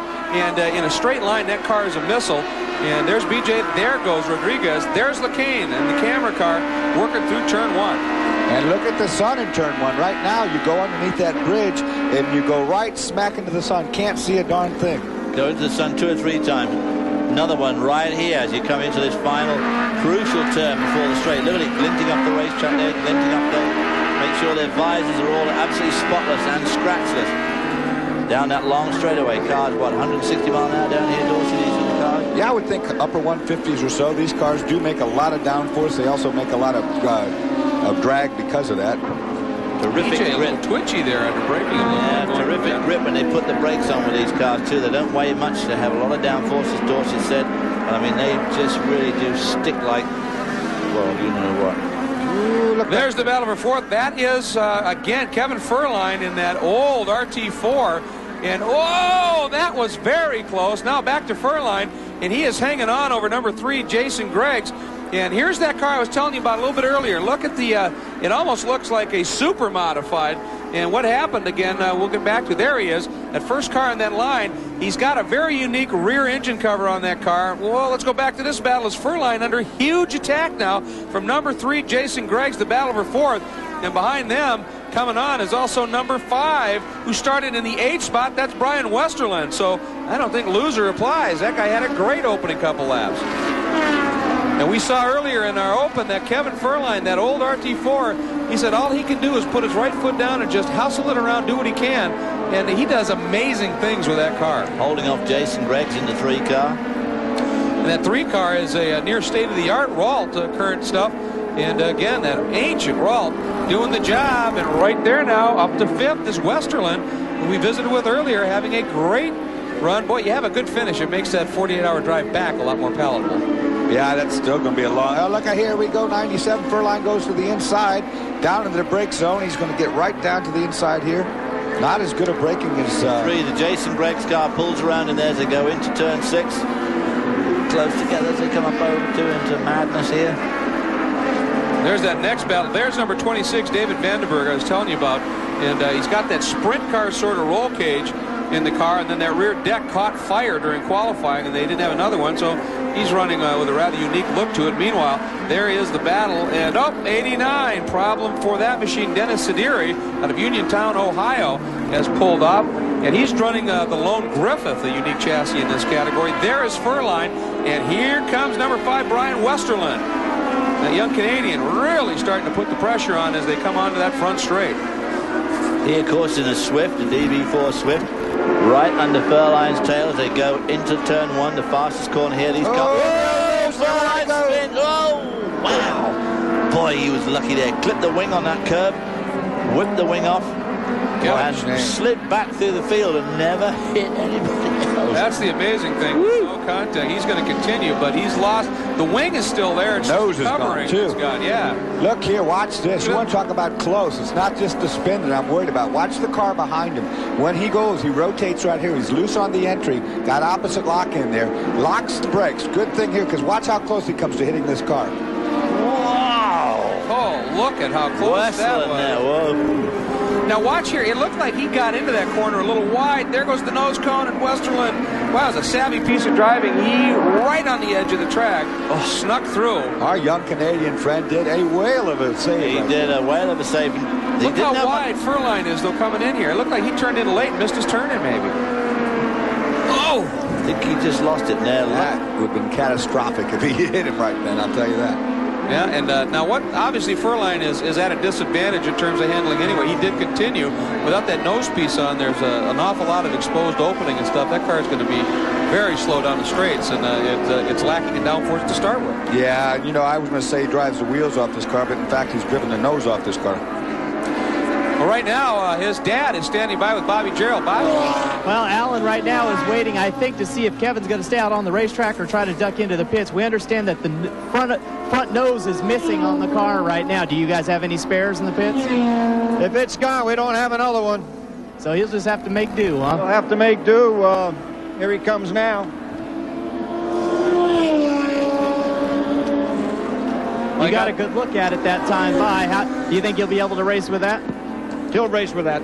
He'll race with it. He's already got that old chassis, and now he's at even a little further disadvantage, guys. Yeah, well, I was going to say, he's got that Ralt. He can race with it. That's the battle for 12:47 is Kenny Suede, and he is hanging on, driving one of those Swifts. And behind him, coming on pretty strong, is the number 15 entry right now, and that's Gary Turnbull. And those two having a very spirited duel as well. That's another one of the older RT4s, like Furline had, so obviously at a slight disadvantage to the RT41s of B.J. Zacharias. Yeah, that second car was actually 14 Doug Rocco having a good run. There's your top 5. We'll be back here for more Formula Atlantic action in a minute. To the 1998 SCCA Runoffs 35th edition of this great national championship, the Olympics of motorsports. And the guy going after the last gold medal and looking strong right now is the gentleman who won the gold medal in Formula Continental last year, B.J. Zacharias. And he is absolutely hooked up in that Uwe Olsen Prep Formula Atlantic car, that one of the Ralts with the Toyota power plant in it. And he is awfully strong. But there is some great racing to be found. And right now, coming onto that front straight, that is the battle between number 3, Jason Greggs, and Brian Westerland. And they are having a good show. We've also got a good, strong battle going in 5th. Number 19, Bernie Sunier, in the Dynaquip Control Swift, is struggling right now. And he's under pressure from number 5, that's Westerland, actually. And boy, good battle raging right now. Bernie Sunier, a guy that I spent many, many years driving against in the Midwest Division in this very same class. A lot of experience with Bernie in these open wheel cars. Second right now, by the way, is number 12, Mark Rodriguez, in that Mazda-powered entry, and our camera car, LeCaine, is 3rd. But this is a good scrap we're watching here. Coming up with some lap traffic, and no problem there, as he just pops out, does Jason Greggs, makes the move. And there is number 5, Brian Westerland, that young Canadian hot shoe. And he caught that traffic at a bad time, because he's going to have to go way out and around him. Yeah, very bad. Lost a lot of momentum there going through those two important corners time-wise. And, of course, you can't do much overtaking through there, but they're very important to get a good lap time. He had to go wide around that guy and lost quite a bit of time there. In terms, look at, here comes LeCaine coming out of the final turn, the carousel, and on the front straight. Now watch the sun when they get to turn 1. This is unbelievable. It's okay. Here, under the bridge you go, then bam. Now, the problem with that is you can't see that curve. You touch that curve at this speed, and you've got a very bad thing happening. Then we'll see it again right here. And then, really bad again as they come into this corner here. There's that curve on the inside. Big gravel trap on the outside. As Paul LeCaine runs in a solid 3rd. All right, we're going to go back, take a look at the battle for 7th. That is number 26, David Vandenberg. These are the 2 Ralt RT4s, 2 oldest chassis there. There's Vandenberg's, where he's done that engineering by himself, got that trick roll cage in there, and he's running Sands engine cover. And then here comes 9. That's Dan Carmichael, and again, 79 years old. And running a competitive top 10 battle here in Formula Atlantic. This guy is just truly amazing. It's unbelievable. I think it's 79 years young. He's 20 years older than me. He's 20 years older than me. David's enjoying this one a lot, folks. I can hardly walk from the booth to the restaurant. There he is driving around the Formula Atlantic. Oh, he is hustling it, too. By the way, that second car in your picture right there is 41, John Murphy. And he's the guy that right now is racing a 26, David Vandenberg. And they've been at each other pretty much for the whole race. They found each other early on the track. And I'll tell you, Vandenberg won that car without that engine cover. Whoa. Getting the wheel up on that curb. These are big square tires. You get them up on those curbs. They're not very keen on that. But Vandenberg, that car has to be aerodynamically awfully weak right now. Look at the big muffler that he runs. I take it that's a Mazda motor in there. That's probably why he had the fire. Mazda's put out tremendous heat. You see the huge size of that muffler, and that thing is just glowing red hot. And that's probably what caused him to lose that engine cover earlier this week. Yeah, it was a definite problem for him. By the way, the margin at the front, almost 8 seconds right now. There's a good look at 41 Murphy out of Bolton, Connecticut. 6th in the Northeastern Division in the Taylor Rental Hoosier Tires Ralt. And he is having a strong run. And let's go back now to Dan Carmichael. There he is. Now, he's running one of the Ralt RT40s, and they haven't done that last update kit that raised the nose that some of the other guys are running. That's the drop nose Ralt. Still, though, a very effective car, and doing a nice job here. Now, he won Of course, in 1995, he won the championship, the national championship, in a remarkable run when he was, I think, 76 years old. So, national champion at 76. That's a remarkable story. And the fact he's still going after Dorsey and running top 10 is amazing. He's winding these two guys in. He's winding Vandenberg and Murphy in. He was quite a few seconds behind them a couple of laps back. Now he's right with them. Well, and we have to really, I think, go back to the qualifying. And there was rain, and even on the days when it wasn't raining, it was incredibly cool here for a couple of days during the long week of practice. And he may just not have been able to get the job done in qualifying, but he is charging right now, and he's going to come through and start picking these guys off. I think he's got a little experience with that. In World War II, he was a combat fighter ace, which means he got a number of kills in that war over there. So the guy obviously just likes to get out there and mix it up. Well, he shouldn't bother. I mean, if it did, he wouldn't mind punting him. No. Oh, we hear from Dorsey again. Dorsey Schrader punt school. You know, when I ran this class, all of the cars had the same motor. Now, this is something new in Formula Atlantic in the last year or two, is that there's different things. Of course, Dan Carmichael right there has a Toyota motor, and they run a 1600cc fuel-injected motor or carbureted motor. Some of the old ones, when I drove it, it was a Ford Cosworth 1600cc. Now we've got Mazda motors in there. Dan Carmichael taking a position. Going down the inside of Murphy there into... He was thinking about taking Vandenberg as well. Yeah, that was sort of... Ooh, slower traffic in front. That was sort of a young man, you best respect your elders, or I will thrash you. And boy, he is closing on Vandenberg big time as well. And I don't think Vandenberg's long for the attack here. I think Carmichael's going to work by him. He is just flying. We asked him, of course, if he could, if he'd carry the in-car camera for us. And he said, well, the only trouble with that was the radio frequency might upset his pacemaker. Carmichael really closing up now on Vandenberg, working through the carousel, and look at him starting to apply the pressure. This is the battle right here for 7th at this point. And I think Carmichael might even get him as soon as turn 1. There he goes, makes the move. Yeah, I know. Down to the inside. Whoa! Vandenberg fighting him. Oh! Across the curb, ran him up on the curb. Well, he lost momentum there, so he needs to be careful now that Murphy doesn't get by him again before they get to chicane. So the old pacemaker going overtime right now as he went over that curb. That was probably due to the sunlight. He both went in there and they got up from underneath the bridge, and they probably lost where that curb was. You just can't see. It's blind. Take a look at it again. Pops to the inside. No problem here. He's already alongside before. Now they're in a dark spot. They come out. You can't see that curb, remember. And watch Carmichael. He's going to hit that, and the car's going to loosen up right here. Boy, it moved that car quite a bit, didn't it? And Vandenberg didn't see him, and... well, just that. Well, look at Vandenberg fight back around the outside. But Carmichael, he now can keep Carmichael. Nope. He was on the up there. He would have been on the inside for this turn here, turn 7, 8. And all the while, David, as you pointed out, 41 Murphy loving this because it's brought him right back into the battle. Yeah.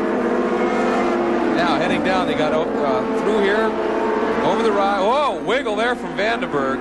And he's feeling the heat from Carmichael. That's obvious. Well, Vandenberg, you know, he built that roll cage himself. I hope he doesn't have to see if it works. But as they get very much closer, something's going to happen. Yeah, they are racing very close. Dorsey looking on the bright side as always. Mr. Positive here. I'm positive that I know. I'm sure about that. I hope you're right. He can have another go into turn 1. Boy, he doesn't give up, does he? See Sparks got him this time. Oh, yeah. Yes, he did. Very good job. Nice pass there by Dan Carmichael. Well, practice makes perfect. He tested the waters once, figured out what he needed to do. But I think the key was he got out of the carousel just a little bit better, got a better run. Yeah. And so he now has taken over sole possession of 7th position with Vandenberg and then Murphy in 8th and 9th. That's the group we're watching. And look at Carmichael drawing it away. We're going to step back. We've got 12 laps done here in Formula Atlantic competition. As we are just about to conclude the 1998 SCCA Runoffs, I'm Greg Kramer. We've got Dorsey Schrader and David Hobbs with us here in the booth. And down in the pits, Bobby Gerald and John Bizignano have been doing yeoman duty with a great crew. down there. And there is your leader, BJ Zacharias. And right now the margin is 14 seconds that he has opened up over the field. Let's take a look at that Dodge race reset now. The current leader, there's BJ. 14 laps. He's been the only leader. No changes. We have 2 cars out of the action at this time. And this race so far has been pretty much owned by BJ Zacharias. But we were talking earlier with Paul LeCain, and he made the comment that one of the differences, not just the Cosworth to the Toyota engine, but carbureted and fuel injected. And he said the carbureted cars even maybe have a little bit more at the end of the straight, but they're a lot slower getting onto that straight, Dorsey. Well, the fuel injection pulls you off the corner a lot more. You'll get a little engine barble sometimes from the big carburetors, which are Weber side drafts on these. Yet on the top end, once those carburetors get going on top end, they might make more horsepower on top, but they're not as drivable. Yep, let's check in with John Bizignano, Biz. Well, we're down in BJ Zacharias' pit. He does not have a radio, so he's not in constant communication like some of the teams here. But the team was absolutely 100% ready to go racing. The qualification, they were able to adjust both for the wet and the dry conditions. They went back to their dry setups, and obviously they hit them spot on. Of course, BJ, you know, he's an alumni of Team Green, which Derek Daly is involved in, and he won the June sprints this year. Now, for this type of SCCA racing, to come away with a win at the national championships and to win the June sprints, I mean, it just doesn't get any better than that, guys. Well, those are the 2 big showcase events. It's that simple. Oh, good action here. 90 LeCain taking a run. And no, not going to happen. And number 3, he is hanging on right there. Jason Greggs, he has got a great race going. That is 3rd place for Jason Greggs. He wasn't having any of that, was he? Got down there in the brake zone from the outside and just shut the door right on. Keep an eye on LeCain's car. It looked like coming through that corner, well, the one before it, he may have picked up a bit of a push. That car just does not seem to want to turn.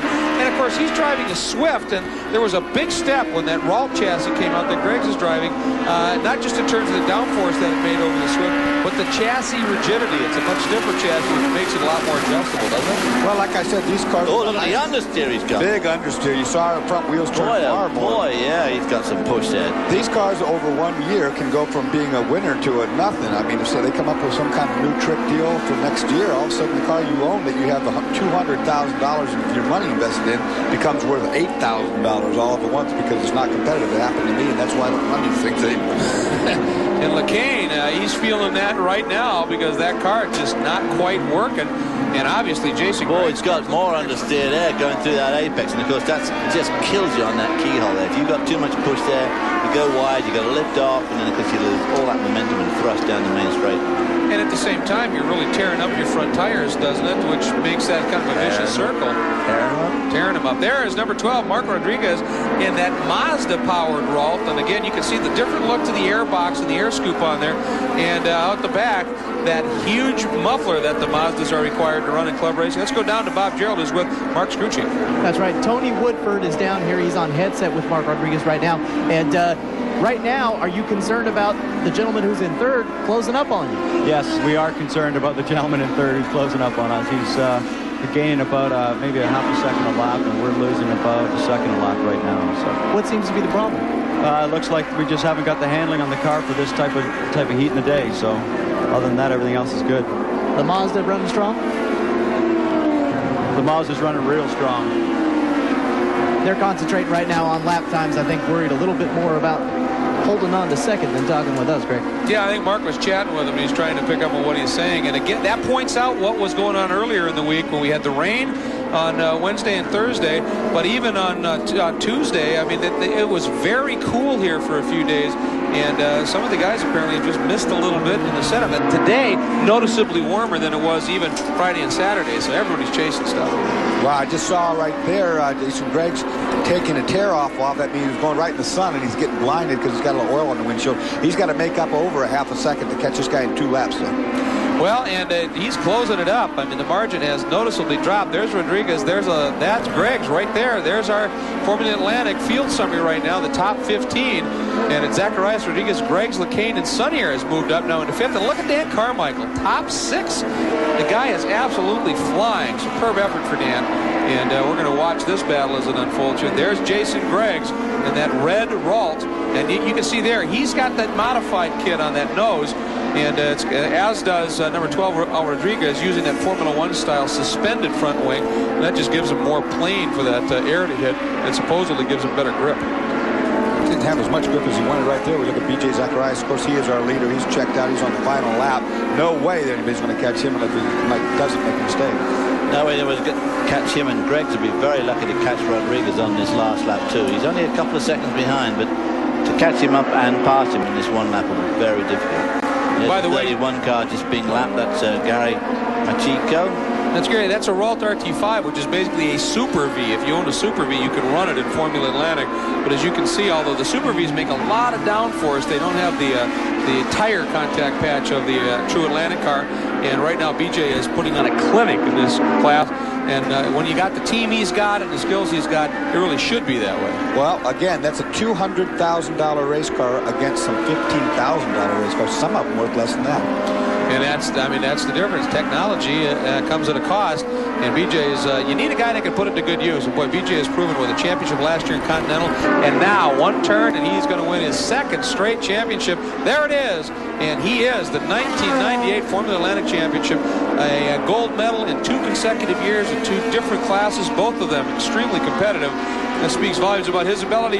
Here we go. Dan Carmichael currently running 6th spot, and he has put in a stellar drive.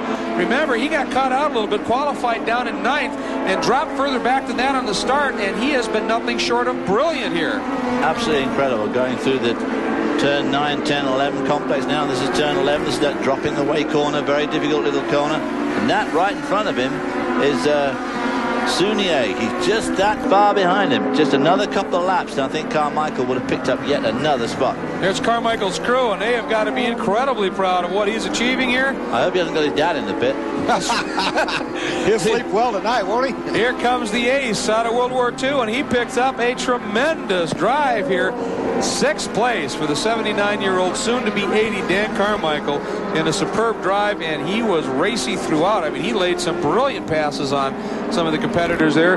Dan Carmichael, all he does is continue to amaze and impress. The guy is indeed something special. And most of the cars now in their cool-down laps. Here he comes. Again, Rodriguez was 2nd, and 3. Jason Gregg, good run to 3rd. Then it was 90 LeCaine, then number 19 held on to a top 5 spot, Bernie Sunier. But as you pointed out, a couple more laps, Carmichael may have been top 5. He was right behind him. There's B.J. Zacharias for the 2nd year running a national champion. Just a little different class, a little faster class, and a class that is known for being able to propel people into the pro ranks. I'm sure B.J. would like that to happen. B.J. Zacharias, of course, is the classic of this SCCA runoffs, which is just such an incredible worldwide affair, certainly a big nationwide affair here, where a guy like B.J. Zacharias, who really wants to... He wins the Formula Atlantic National Championship, working around the track, and as you can see, they're bringing in some of the vehicles that had problems. There's BJ at the top once again. Mark Rodriguez, great ride in that Mazda-powered Ralt. Jason Gregg, superb effort in his Ralt. Paul LeCaine, were it not for that push, may have been in the top 3 easily. Bernie Sunier just hanging on over the very rapid Dan Carmichael, 79-year-old. Again, what a remarkable story. Brian Westerland, all the way from British Columbia, Canada, ends up 7th. Murphy Vandenberg in that unique Ralt RT4, and Kevin Furline, who would have been well up, one would suspect, except for that spin and the damage to the nose. Look at BJ knows an awful lot of the volunteers and the like around here. He's been a great friend to these people, and look at that. He stopped by to receive some... Jason Greggs, who just finished in the 3rd position. An excellent run. Congratulations. Thanks a lot. Your first trip here to the Mid-Ohio Runoffs, and I imagine this was going to be an experience you're not going to forget for a long. Yeah, it sure is. I mean, I had college to deal with, and I was here like on and off every day, so did the best I could. Where are you going to school? Bowling Green State University. Okay, so that's not too far away. We've got a few people on our crew here helping us out. Tell us about your race. The start was kind of bad. Number 12 was kind of squirrely. It was just, everybody's in a braking zone there. Then after that, just got my calm my nerves and just went from there. Well, you rolled the thing in here in one piece. The crew will be happy about that, and you're going to be able to go back to school. What are you studying? Accounting. All right. Accounting? He's got the glasses on. Looks like an accountant, but puts the hammer down, John. Yeah, he certainly does put the hammer down, but one man who put the hammer down on him is Mark Rodriguez. Mark, what a great drive. I mean, you have this Mazda-powered car. You changed from a Swift chassis to a Ralt chassis in the middle of the season. I mean, you guys have had some teething problems, but it's all worth it now. No, we're real excited. First, I'd like to say hi to everybody at Hoops. But, no, we got this car about 2 weeks ago. And if it wasn't for all the crew, Mike Burris, Dave Patrick, and especially Tony Woodford, I can't tell you how many 24-hour days that we put in to try to get this car together. And again, with the other sponsors, Goodyear helped us out a lot, and Mazda, Steve Sanders, we were able to have a really good car. And you know, SCCA is kind of a family-oriented event, and thanks to my grandfather, he was able to help me out, be able to pick up this car, which is not a short coming of change. It's a fair amount of money. Why the Mazda motor?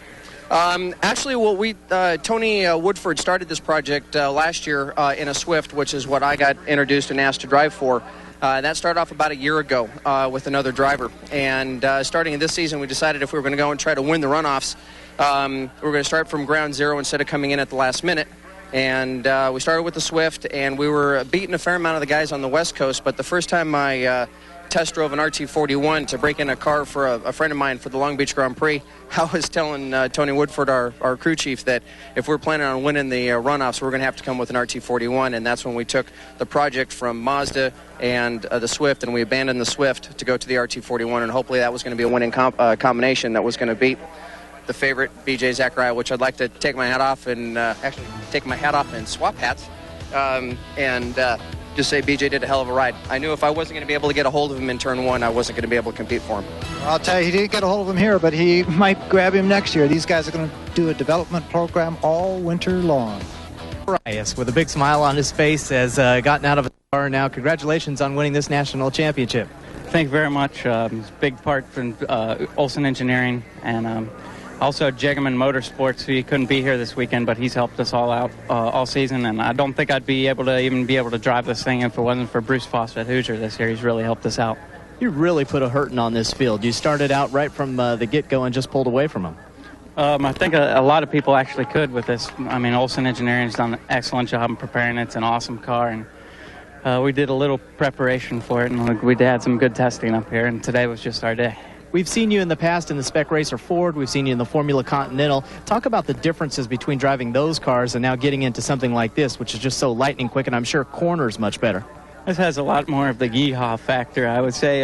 Definitely a corner's a lot better, and the brakes are absolutely just tremendous. I like that, the yeehaw factor. You come up with that one yourself? I just thought of that right now, but it's definitely up there on that scale. I like that a lot. That'll be something that us announcers may have to try to slide into our vocab. Congratulations, BJ. Thank you very much. Into our vocab. Yeehaw. He also has to thank the Derek Daly Driving Academy for putting him on the road to success. Derek Daly, of course, one of our fellow commentators here on Speed Vision. Let's check in with John Bizignano. Well, BJ may have won the race, but the man of this meeting for sure is Dan Carmichael. Dan, congratulations. Listen, when I grow up, I want to be just like you, mate. Well, you got a long time to go then. Tell us about this event. I mean, what do you do to prepare this beautiful car and yourself to run this fast at your age? I must ask that. This beautiful car is maintained and prepared by Terry Muir and Floyd Cleaves from Port Huron, Michigan, and I feel the same way that most of the people you interview feel. They are the best, none better, and they've just done a wonderful job. They are as fine a mechanic, I think, and also as fine people as you could find anywhere. And what about you preparing for the race, sir? Me? I don't do anything. I just look forward to going out there and having fun. Aren't you a little bit inhibited by the younger drivers out there? All these young lions trying to press their way to the front, and they're all climbing all over you. They want to get ahead of you, but you're just scrapping with them tooth and nail. No, if they can get by me, that's fine. I don't believe in blocking people or anything like that, but I go out and I do my best, and if they're better and get in front of me, why, that's okay. I'll try and get by them some other time. Now, you're going into your 80th year soon, so I have to ask you, what's up for the 1999 season? 2 more weeks. Well, first I got to celebrate my birthday in 2 weeks. And then next year, as far as I know, it'll probably be the same car and the same thing again, I hope. Well, we look forward to having you back next year and the year after that. 2000, I want to see you right here again in the top 6. I'll try. Thank you. Congratulations, sir. Congratulations indeed. That's an absolutely remarkable achievement, and he finished in 6th, and it was a very racy 6th as he had to come up to the pack. You bet. Here we go. BJ Zacharias, though, at the front. Coming up, the thumbs up from the starter as well as the finisher.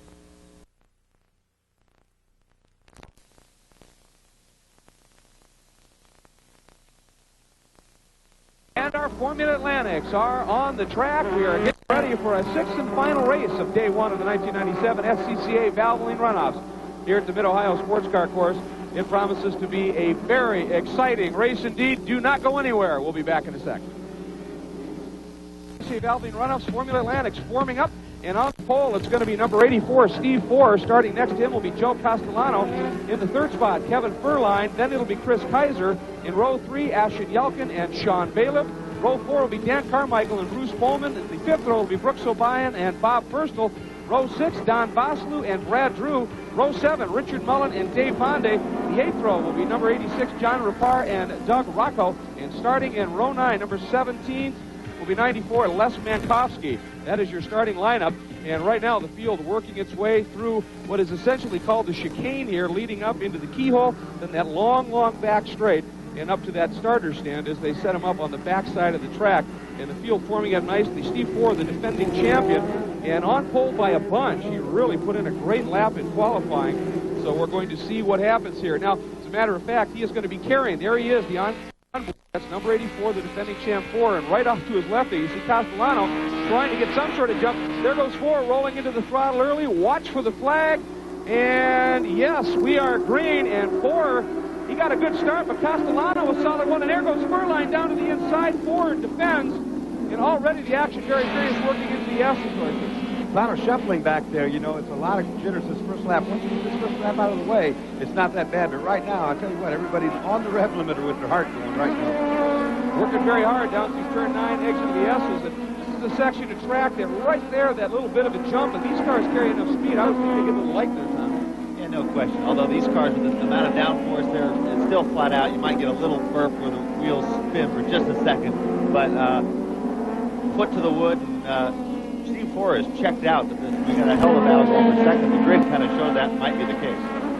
Very strong battle going for second right now against Castellano and Furline, and they weren't separated by much, as you said, and they're working after it. Not a big surprise to see Forer check out, but look at Castellano, and here comes number 4. That's Sean Bailiff taking a run at Furline down the front straight. Furline defends nicely, moves across, and that, as you can already see, that up front, Castellano, that little move allowed him to break away a little bit. These cars, as you remember, you hear it a lot in Indy cars, and it applies to these cars as well, where the air behind the car in front is disturbed a fair amount. These things are basically flying wings, and so you get a guy and you'll see him offset a half a car width here and there, especially in the higher speed corner. That's exactly what you saw with Bailiff. With that keyhole there, we are seeing some battling deep in the pack as well, but back to that battle right there now for third. And part of the deal here is I think Bailiff, he is running essentially a pro chassis. It's the new Ralt RT41 chassis with a Toyota engine. Furline, that old RT4 with a Cosworth engine. So, Dorsey, I'm guessing he's a bit down on power. Well, he's down on power for sure. You know, the Cosworth doesn't put out quite what the Toyota does. But being in an older chassis, one that you're used to, can be an advantage over a guy. And here we see a beautiful pass made down there in the turn 8 area. Yeah, Castellano ran a little wide there and just bumped that curving. He had to give up a little bit, and Furline wasting no time. And I'm sure he's appreciating the buffer back to Bailiff right now. Well, exactly. I mean, that's the thing. He's making maximum use of it. Driving that old RT4, you think it's a typo that they just left the 1 or the O off, but it is an RT4. That's kind of like bringing a knife to a gunfight. But in this case, you know, having that buffer, he's going to give himself a few laps and make Bailiff have to work to get back to him.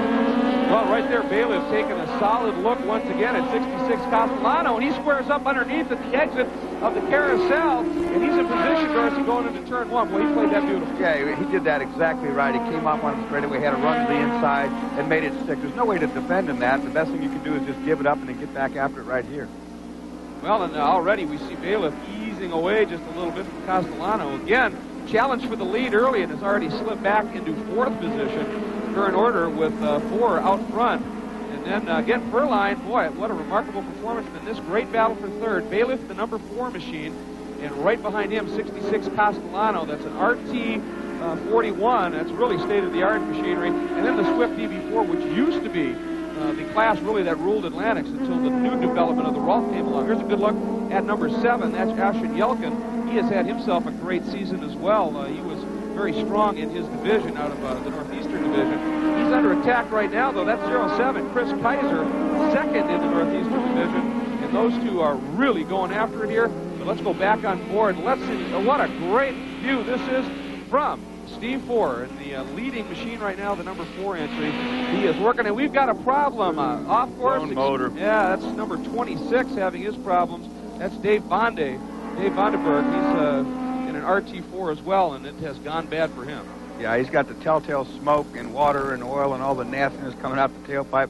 There she goes in a big way right at the end of the straightaway, and a lot of times that's where they'll go, right when you get out of the throttle, maximum RPM, and it just let loose with it. Well, as you said, that's the key word, max RPM, and I mean, you've got those engines just wound out. He's not doing any good to the nose of the car either. No, but, you know, he's thinking safety there. He's trying to get that car off the road. He knows he's blown the motor, and he's trying to get the oil off the racetrack. But you're right, those noses aren't cheap, and he could have sure done one right there. And there's a good look at Vandenberg. He's pulled off one of the workers standing by, and back on board real quick with Steve Ford. Now, the leaders don't know that he lost that engine, and whether the undertray contained all the oil or not was hard to see. So those guys come steaming in there without knowing whether there's oil or not. All right, as we're on board with Steve Ford, we're going to be back for more action here at Mid-Ohio right after this. Very hard-working Steve Ford leading in the Formula Atlantic division right now. And you can see he's sawing at the wheel. And I don't know whether that's a car problem or setup problem. Maybe we'll find out. John Visignano standing by with the crew chief. Well, Gary Page is the crew chief for that number 84. Your man has almost a 10-second lead in the first 5 laps. What's he saying to you? Well, last thing I heard is he may be having a problem with fourth gear, which you don't want to hear. So hopefully he can hold that 10 seconds, maybe improve it. But if he's having shifting problems, we're going to have a struggle here. You joined this team only 6 weeks ago. How did you find the car when you came into the team? Yeah, it needed a lot of work, believe me. Excuse me, it just went by.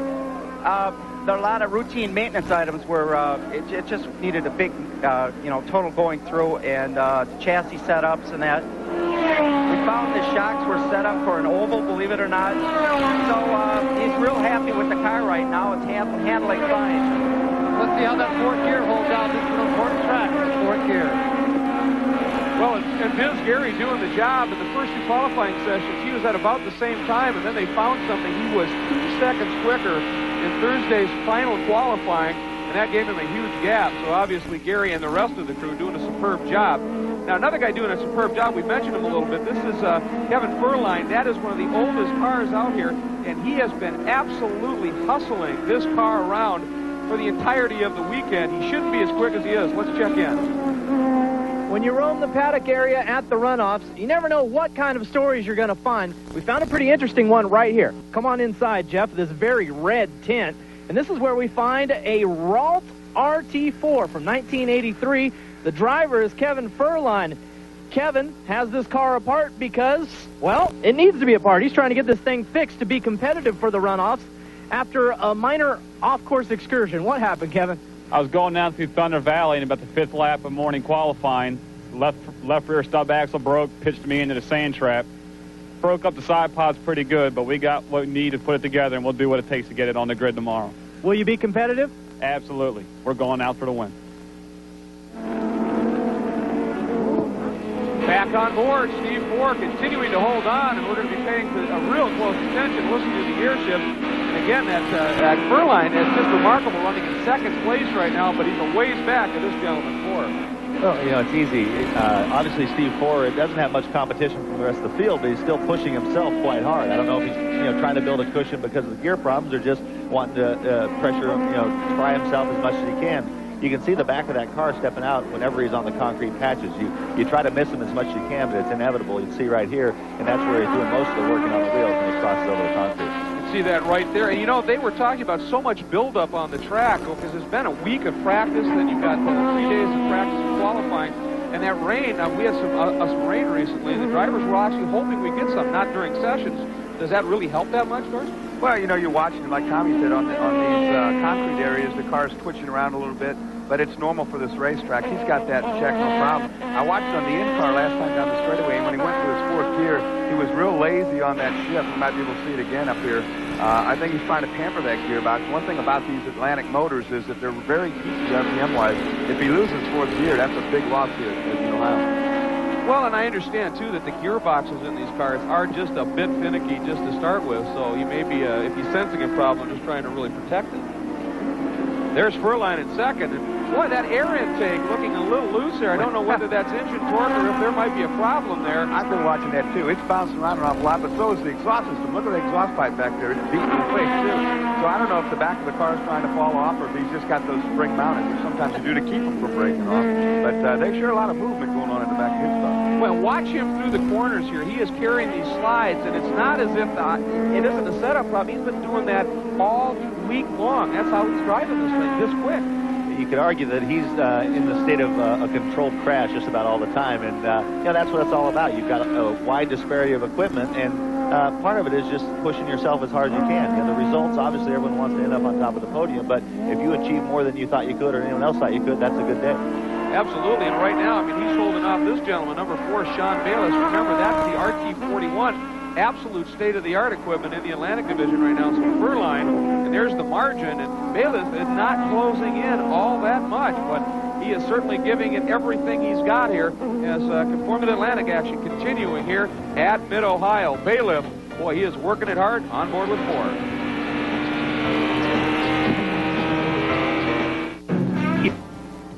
Back at the SCCA Valvoline Runoffs for 1997, you're looking at the battle for second. That's 97, Kevin Furline, and right behind him, number 4, Sean Bayless. That battle is indeed closing up. You can see the margin has been at least halved. So Bayless is definitely on the move, no question, but Furline hustling everything he possibly can. And let's check in on his progress with Bob Gerald. Bob? That's right. Furline's times actually have been dropping, so it's been a little bit surprising that Bailiff is catching him. Here's Al Furline, who happens to be Kevin's father. Let me ask you a couple questions here, Al. First of all, we saw the air duct that's loose on the right side of the car. Is that a problem? No, we had a problem with the bottom fastener. We thought we had it fixed, but it can't leave the car, so we're not worried about it.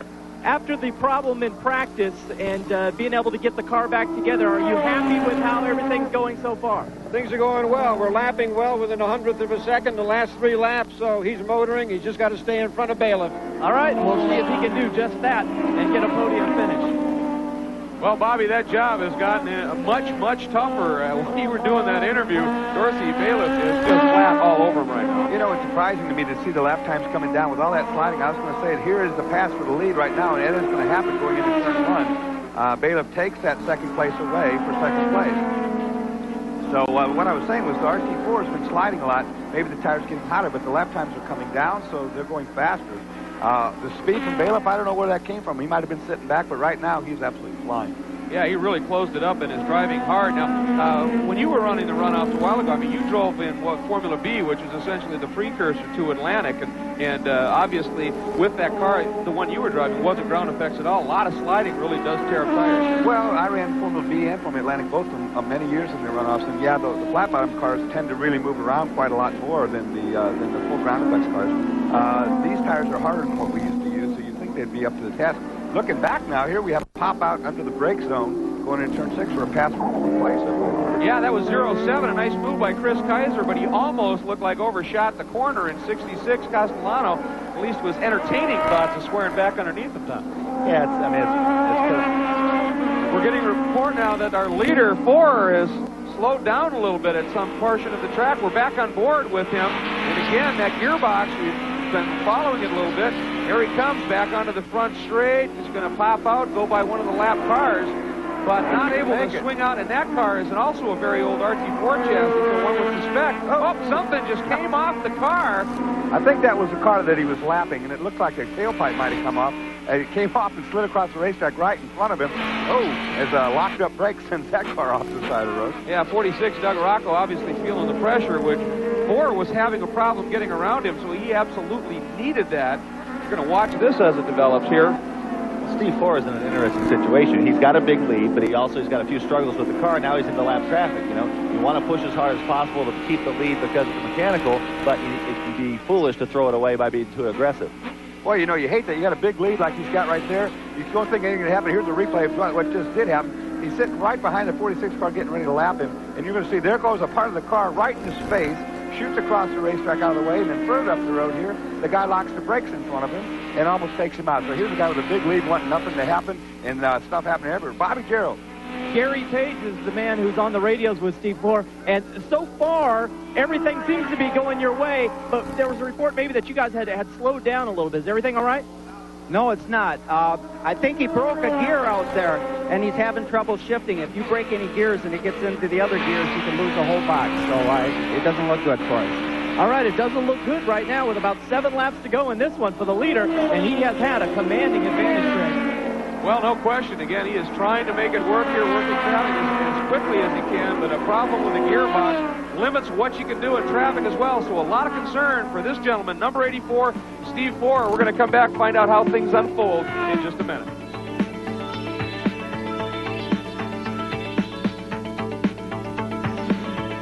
And welcome back to the SCCA Valvoline Runoffs. You're back on board with race leader in the Atlantic category, Steve Forer, on his way perhaps to a second consecutive national championship in this division. In a way, it's come easily as he's built up a massive margin, but he is continuing to fight the problem in the gearbox. We're understanding it's sort of intermittent. Sometimes with a stick in gear and he's able to drive it.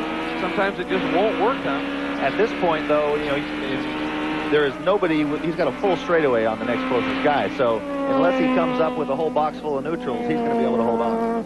Yeah, and a little less than 4 laps to go, you would suspect at some point. We're hearing the problem seems to be second and fourth gear is where he's struggling a little bit. If he had to, he could probably just slip it into third and just ease on around and still have this one. Well, I'm surprised he hasn't doing that because he's running a risk of breaking apart, and inside that gearbox case, there's no room for extra parts to be floating around. So if you do break a gear, it might come through the case, and then your day is going to be indeed done.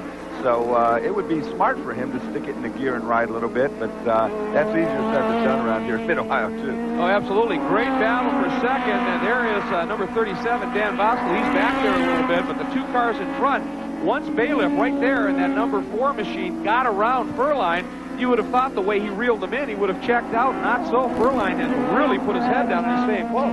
Furline doesn't know the meaning of the word quit, so no one's told him he's not supposed to run with that car, so he's just chasing on after him. And you know, you keep the heat on something like that, and a guy, if you can't shake him right away, that starts working on you. So if he can stay in Bailiff's mirrors, who knows? Well, it's true. Every time Bailiff takes a look, he's going to see that machine, and it could be a problem. There is Furline. And again, you can see both that air intake and that exhaust very loose indeed. Let's check in with Biz. Al Furline, you're the father. Are you worried about your son out there with a bit of equipment shaking around on the car? Not a bit. It's not going to come off. There's a loose fastener on the bottom. It can't leave the car, so we're not concerned. Strong 30s. Is he going to be able to make a few more places? Well, he's finishing, running third right now. We think he can get the second-place car on the brakes if we stay close. If those mechanical problems keep up with the 84 car, there could be a victory here. Well, that's true. I mean, you know, the thing about racing is you just never give up because mechanical problems, there's all kinds of things that can be late in the going here. And obviously, Forer having a bit of a problem. And again, Furline staying, I mean, within shouting distance of Bailiff. Well, there's a case of ignorance is bliss. He thinks we're still talking about the shaking air intake. He doesn't know the muffler's shaking just as hard. So probably better for his ticker right now. That's right. We've already seen one of those pop off. Back on board with Forer. And down that long straight, let's check in with Bobby. All right, Gary Page, once again, the man on the radios with Steve Forer. Give us an update on how the gearbox is going now. Well, he must have had trouble with the shifter. The gears appear to be there again. He's picked it up to about an 18-second lead. Not worried at all? I'm worried until I see that checker. So it's looking better. Greg, you just touched on it. There's a saying in racing that we probably can't say, even though we are on cable, but it's something to the effect of stuff happens. Exactly right, and I can understand Gary being a little concerned. And, you know, one thing about Gary, he is a very, very fast Formula Continental driver in his own right, so he understands, I think, what Forer is going through at this stage, trying to nurse that car home. Here we go, and coming up, working, they go. I think we're on our last lap, and Forer has really got to work this one and be very, very careful with it. Boy, you can see the loading that's going on. The in-car camera really feeling the G-loads. That gives you an idea of the grip these guys are experiencing. Yeah, there's no question. I've heard of stuff happening, so to speak. I've never heard of stuff fixing itself, though. Yeah, so, I like it.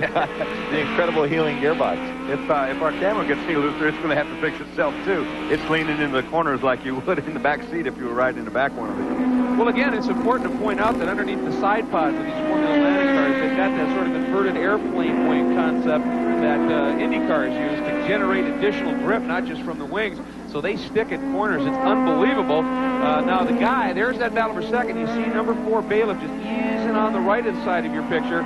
There is Bailiff right there. Let's check in with Biz.